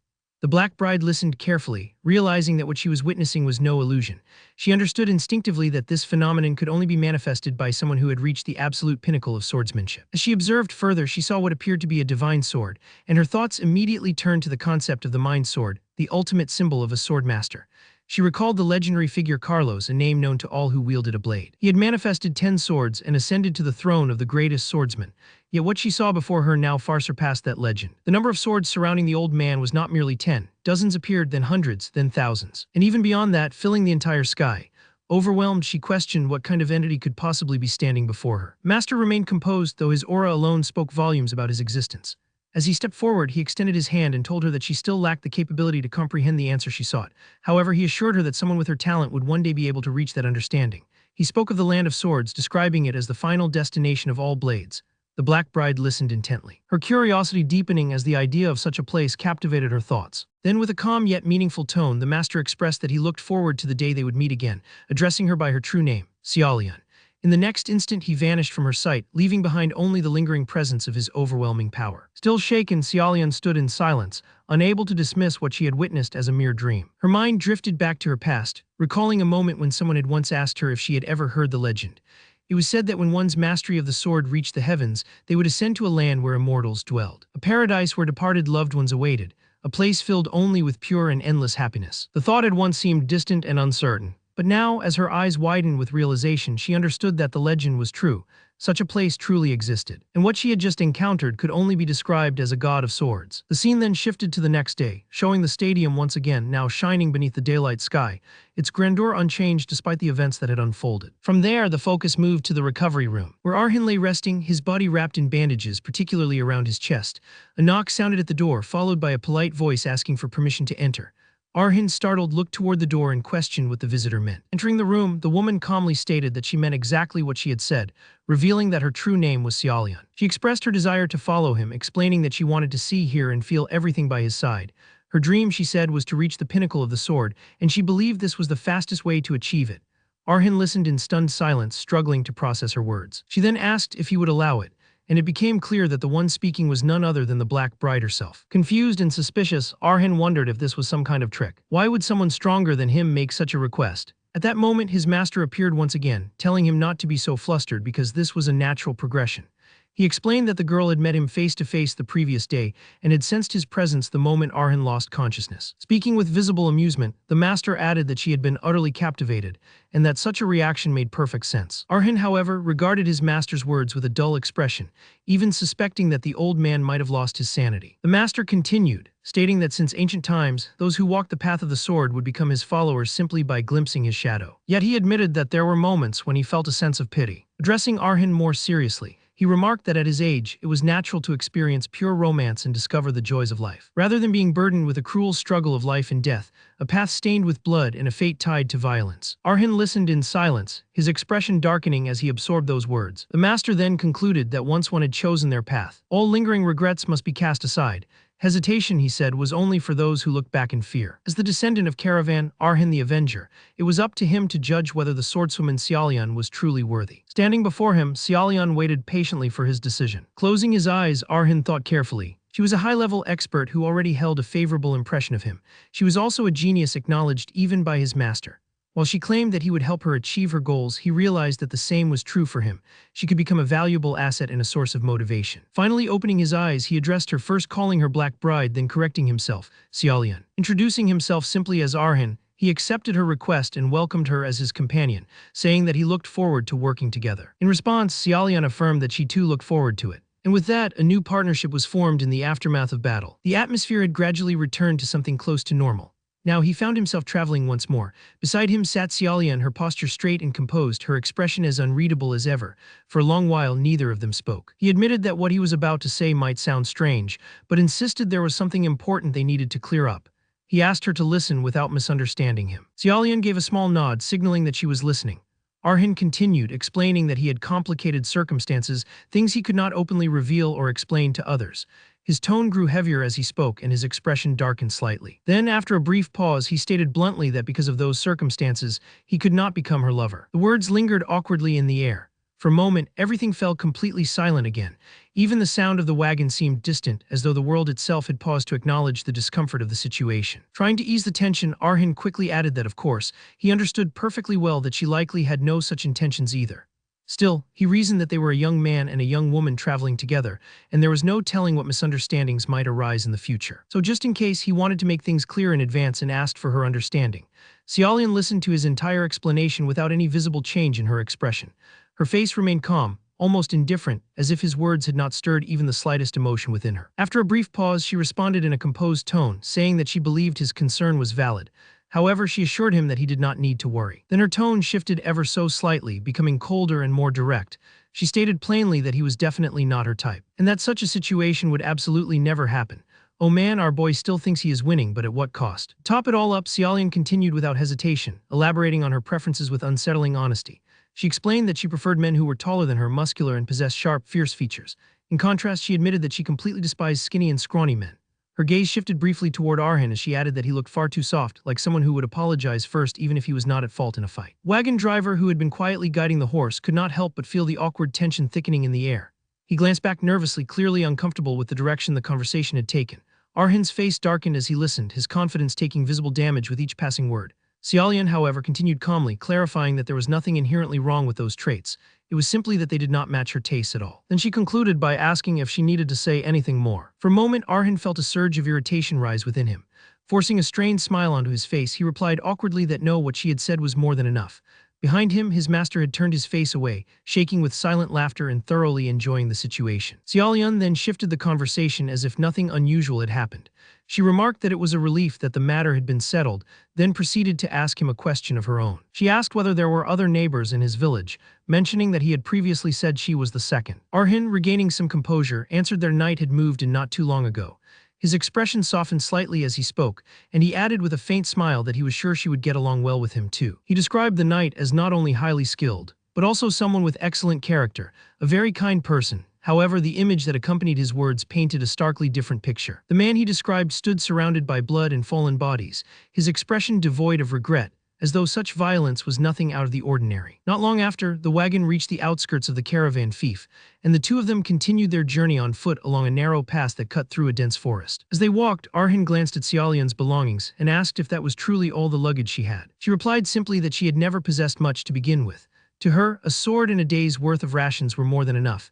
If she ran out, she would simply procure more along the way. Arhin nodded, though he seemed slightly surprised by her minimalism. Xiaolian then observed that his own luggage appeared to have increased. She recalled that he had only carried a single sword in the arena, yet now he also had a dagger and additional equipment. Arhin explained that his blade had been damaged during his last match, so he had purchased a spare while he had the opportunity. He added with a small smile that the increased payouts after his promotion to silver rank had allowed him to afford not only a new weapon, but also some armor he had previously lacked. He praised the city of Firma, noting that its reputation as a center of metallurgy was well-deserved, and that the quality of its equipment was excellent. Privately, however, he could not help but think about how expensive everything had been. His master immediately cut in, telling him to stop whining and reminding him that proper equipment was crucial for beginners. Eventually, they arrived at their destination, a large mansion that stood prominently amid the surroundings. Arhin announced that they had finally arrived, explaining that this was where he had been staying. However, as his eyes fell upon the scene before the mansion, he suddenly froze in shock. Standing at the entrance was a man, Sir Petal. Around him lay numerous bodies, blood pooling across the ground. The sight was gruesome, yet he stood calmly, holding a sword as if nothing were amiss. He greeted Arhin politely, apologizing for the state of things. He explained that some uninvited guests had arrived not long ago and he had not yet had the time to tidy up. As he spoke, he wiped his face with a handkerchief, but the cloth was already stained with blood and only smeared it further. Then he turned to Xiaolian with a courteous smile, remarking that this was their first meeting. He apologized again for the messy first impression, though a cough interrupted him mid-sentence. Arhin, flustered, hurried forward and told him not to worry, urging him to catch his breath instead. Xiaolian, however, remained standing at a distance, silently observing the blood-soaked scene. In her mind, she concluded that this was clearly no ordinary place. Soon, they all entered the mansion and took seats in a lounge area. Sir Petal offered them water before beginning his explanation. He summarized that he had followed Arhin's earlier instructions and tried to handle intruders without unnecessary violence. Fortunately, most had backed down easily. However, the situation had changed about a week ago. A different caliber of individuals had begun targeting the village, though he had attempted to resolve matters peacefully at first. Today's attackers had come with clear intent, making bloodshed unavoidable. As Arhin and Xiaolian listened, Sir Petal added that, based on the information he had gathered during the fight, these were no ordinary bandits. They called themselves the Red Wolf Brotherhood, At those words, Arhan's expression changed instantly. His eyes widened and a bead of sweat formed on his forehead. He pointed out that names combining a specific color and an animal were typically associated with night orders. Serpedal confirmed this, explaining that such naming conventions carried deep meaning, representing a group's identity and purpose. He mentioned famous examples like the blue lion, the black lynx, and the pure white snake, emphasizing that such traditions were not meant to be imitated by lawless bandits. It was precisely this imitation that made the situation all the more concerning. When Arhan questioned why, Xiaolian answered calmly. She explained that using such a name so fearlessly implied one of two possibilities. Either the group was exceptionally large in scale, or their leader was powerful enough to look down on knights entirely. Arhan's master, who had been listening all along, finally spoke again. In a dark yet eager tone, he remarked that the more he heard about them, the more they sounded like a perfect challenge. Then he instructed Arhan to use Fang and wipe out those arrogant fools on his own, without relying on his neighbors. Arhan felt a wave of disbelief wash over him. Not only were these enemies bold enough to attack someone like Sir Petal, but now he was expected to face an entire unknown organization alone. His master, however, remained unwavering. He declared that steel was forged stronger the more it was hammered, and that there could be no better opportunity for Arhan to master the power of Fang. He assured him that if he succeeded alone, he would finally begin forging his own path, rather than merely imitating others. Hearing this, Arhan's eyes widened. The weight of those words settled heavily on him. After a moment of silence, he turned back to Sir Petal and asked in a steady voice whether he knew the location of the bandits' hideout. The scene shifted to night, where the moon hung high in the sky and cast a pale glow over the silent jungle of the southern Iron Kingdom's Verde mountain range. An eerie stillness covered the forest, broken only by the faint rustling of leaves as three men walked along a narrow jungle path. One of them carried a bundle of firewood like a torch to guide their way, its flickering light dancing across their faces. The man holding the firewood complained aloud, saying he seriously did not understand their captain's taste at all. What kind of treasure could possibly exist in such a miserable place for him to set up camp here? The man walking behind him responded casually, saying this was not the first or second time something like this had happened. Their captain had always had strange preferences. The man in the middle added that perhaps the captain had taken interest in some rumor circulating nearby. At that, the man holding the firewood scoffed. Was he still believing that nonsense about a black magician living in the area? This place was nothing more than a rundown ghost village with nothing worth taking, just crumbling ruins. And he groaned, saying he wanted to go back to the village they had visited earlier.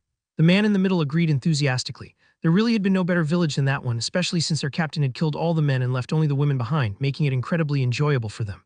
With crude excitement, he added that if they had stayed longer, he could have had 10 wives, just like the famous Steel Count. That made the man holding the firewood salivate, as he admitted that just thinking about it made him feel heated. The man in the middle, lost in those memories, expressed his frustration at being stuck in such a boring place. He wanted to get out as soon as possible. Then he turned to the last man behind him and complained that it had been so long since he had even smelled a woman that he was reaching his limit. He asked if the other man felt the same. But before any answer could come, something terrible happened. Blood suddenly splashed across the scene. An unseen figure silently killed the last man while covering his mouth, then swiftly eliminated the man in the middle as well, leaving no time for either of them to react. The killer then spoke in a low voice, calling out to the remaining man. The firewood holder paused when he heard the voice. He turned back in confusion, asking what was wrong and why the other man had suddenly stopped talking mid-sentence. But what he saw instead froze him in shock. The bodies of his two companions lay lifeless on the ground, blood pooling beneath them. It was something he had never imagined happening. He shouted in disbelief and panic, demanding to know what the hell was going on. As he dropped the firewood and reached for his sword, the killer suddenly grabbed his leg and yanked hard.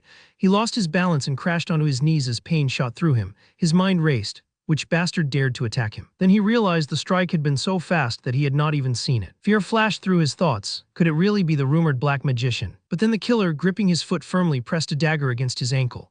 The blade glinted ominously in the dim light, and the man's eyes widened in terror. The killer calmly remarked that not only had they exposed their position by using torches, but they also reeked of alcohol. Then he added coldly that their subordinates did not seem impressive either. In the next instant, he sliced through the man's ankle. Blood gushed out heavily as the man screamed in agony, only for the killer to clamp a hand tightly over his mouth and silence him. Tears streamed down the man's face. In a heavy voice, the killer whispered for him to be quiet. Then he told him to swallow it. The man did not understand at first, but the killer repeated in an even colder tone that he should swallow his scream because he did not want to hear such trash noise. Trembling, the man was forced to suppress his cries. And as he looked up at his attacker, he realized in shock that it was not a black magician. It was merely a kid, but the chilling intensity in the boy's eyes made him question what kind of monster he was looking at. The killer's eyes gleamed as he stated that he had many questions. Then he warned that if the man wanted to keep what remained of his ankle, he had better cooperate. With that, the night came to an end. The scene transitioned to a past incident, where Petal asked Arhan in confusion what he had just said.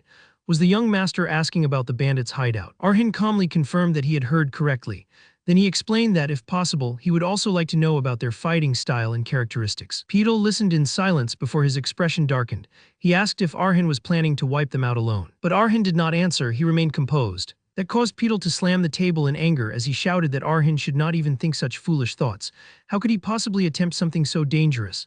Arhin remained seated calmly on the sofa, showing no sign of backing down. Petal raised his voice again, filled with urgency and frustration. Even if the bandits were to attack someday, it would be far wiser to defend from their current position rather than take unnecessary risks. He added that if this truly was a bandit group that had insulted a knight's honor, then there was a high chance the Knight Order itself would eventually mobilize to subjugate them.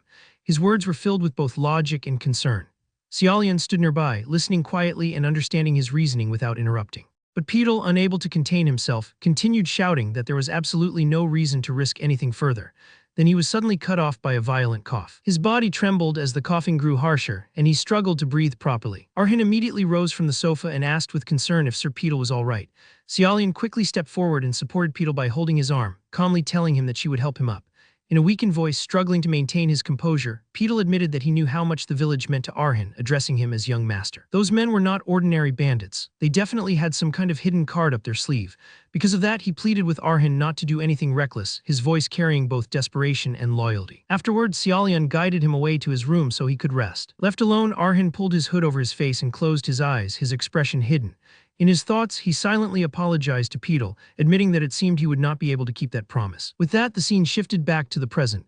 Arhin had already finished off the last surviving man from the earlier ambush. The man's body lay lifeless on the ground, completely soaked in blood, while Arhin calmly wiped his dagger clean with a white cloth. There was no hesitation, no remorse. His master observed him with a faint smile and remarked that he seemed to have grown quite accustomed to the laws of the Iron Kingdom. Arhin listened without reacting. Then he smoothly spun his dagger and returned it to its place, before stating that he simply did not leave behind future trouble. His stance was clear. Turning his attention to his master, he asked more seriously whether it was truly all right to proceed like this. If the information they had gathered was correct, then the leader of the bandits was no ordinary man. He was known among knights as the Runaway Dog, a deserter knight who was also recognized as a sword walker. Arhin admitted plainly that he had already lost to a walker twice in the past, revealing the weight of his experience. But his master responded calmly, asking whether that really mattered. Arhin paused and looked at him for a moment. Then a faint smile appeared on his face as he answered that of course, it did not. With that, he simply walked away, leaving the corpses behind in the darkness as the aftermath of his actions lingered in silence. The scene then returned to Arhin's mansion, where Petal lay on a sofa, his clothes stained with blood. He was asleep, yet clearly restless, as troubled thoughts invaded his dreams and caused sweat to form on his face even in reality. Within his dream, he saw a girl speaking to him. Her voice was gentle yet filled with expectation as she said that from now on he was her escort knight. She added that everyone said Petal was someone who could be trusted. As Petal listened in that dreamlike state, the girl smiled brightly and remarked that it was really cool to have a knight who never betrayed anyone and devoted his loyalty completely. She told him that she would be counting on him from now on, asking him to stay by her side and protect them. She compared him to the protagonist of a knight novel. While Petal, even within the dream, seemed weighed down, his expression dark as if burdened by those words. In reality, his breathing grew heavier. Sweat continued to drip as the girl's voice echoed again and again, though it gradually became faint and unclear as if slipping away. Then suddenly, another voice cut through. It called for the knight to get up. Petal jolted awake from his sleep, startled and disoriented as he wondered who had called him. Then he saw Xiaolian standing there with her sword in hand, informing him that they had a guest.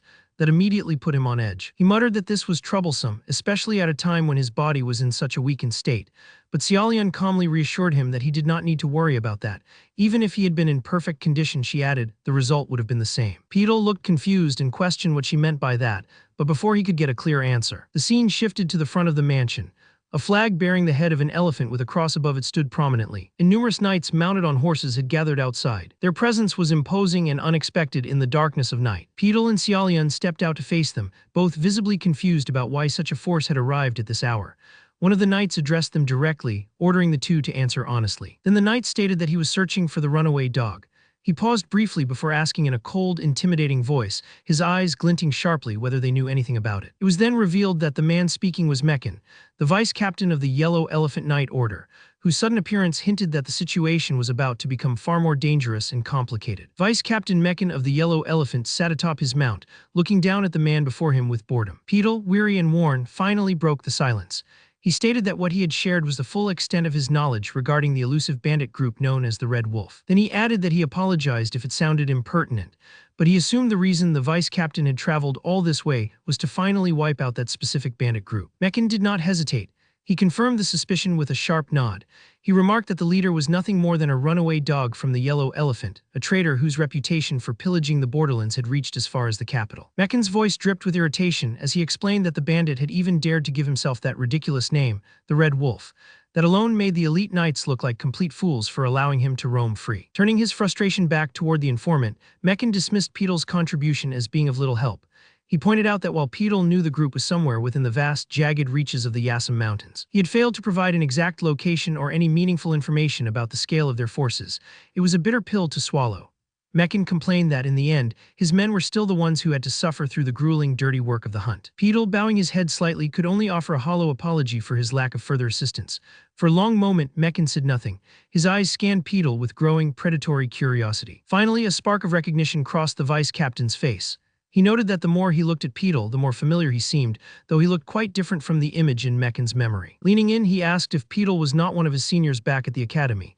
At the mention of his past, a visible tremor ran through Petal's frame. Meccan savored the reaction, letting the name Petal hang in the air like a curse. With a mocking laugh, the vice-captain's memory fully returned. He recalled how Petal, despite being a mere swordwalker, had once been granted a title and achieved a fair amount of fame. He spoke of how Petal had once been the shining example of an honorable and just knight, the loyal soldier who would carry out any order from the Green Deer without a single question. But then, Meccan's expression curdled into something truly vile. A twisted smile spread across his face as he observed the man Petal had become. He sneered that Petal was now nothing more than a dog abandoned by the master to whom he had devoted his entire life. A sick, dying dog plagued by an incurable disease. The insults landed like physical blows, yet Petal remained perfectly still, refusing to give Meccan the satisfaction of a verbal retort. That stoicism only fueled Meccan's cruelty. He chuckled and remarked that once he returned to the capital, the story of Petal's pathetic downfall would make for excellent entertainment over drinks. Nearby, the black bride Xiaolian watched the exchange with simmering rage that threatened to boil over. Meccan noticed her intense gaze and turned his attention toward her. He asked what she had been staring at this whole time. Then, mockingly, he asked if Petal had a problem with a junior like her failing to show a senior proper respect. Petal sensed the danger and felt a fresh wave of fear. He stammered a denial, insisting that it was nothing. But Meccan was not finished. With a grand, arrogant gesture, he summoned his power. Suddenly, magnificent golden wings erupted from his back, shimmering with the intensity of liquid fire and sunlight. He asked Petal directly if he was jealous, taunting him by saying that even while rotting away, he was still chasing the ridiculous dreams of a warrior. Meccan pointed out that if Petal had actually possessed the talent to reach the Sword Runner realm and spread his own wings, perhaps he would not be standing there in such a pathetic, broken state. Meccan's army stood by, witnessing the systematic humiliation of a man who had once outranked their commander. Then Meccan delivered his final blow. Petal was simply destined never to be chosen. He should give up before his existence became even more disgusting. Petal's face darkened with overwhelming embarrassment and shame, but his primary concern remained the safety of those around him. He raised a hand not to strike at Meccan, but to firmly catch Xiaolian's arm. He saw that she was on the verge of drawing her sword, and he commanded her to stop, reminding her that in the Iron Kingdom, power was the only law that mattered. He whispered that he was fine, though his voice cracked beneath the weight of the lie. Xiaolian eventually relented, her breathing heavy with suppressed fury. Meccan watched the interaction, gave a dry laugh, and called Petal quite the caretaker for the pretty little girl from the eastern continent. Then he mocked the idea that at least Petal would not have to die alone. With a sharp tug on his reins, Meccan turned his horse and announced that the entertainment was over. He shouted for the Yellow Elephant to move out, declaring that they would climb the mountain before sunrise to hunt down the runaway dog. As the sound of hooves faded into the distance, Petal stood frozen, staring at the path they had taken. The image of those golden wings burned in his mind, a reminder of everything he had lost and everything he could never become. His face went pale with deep, hollow sadness, and he muttered to himself about how hopelessly stubborn and foolish he was. However, that self-reflection was cut short by a sudden, jarring thought that struck him like lightning. He spun toward Xiaolian, his voice urgent as he asked where young Master Arhin was.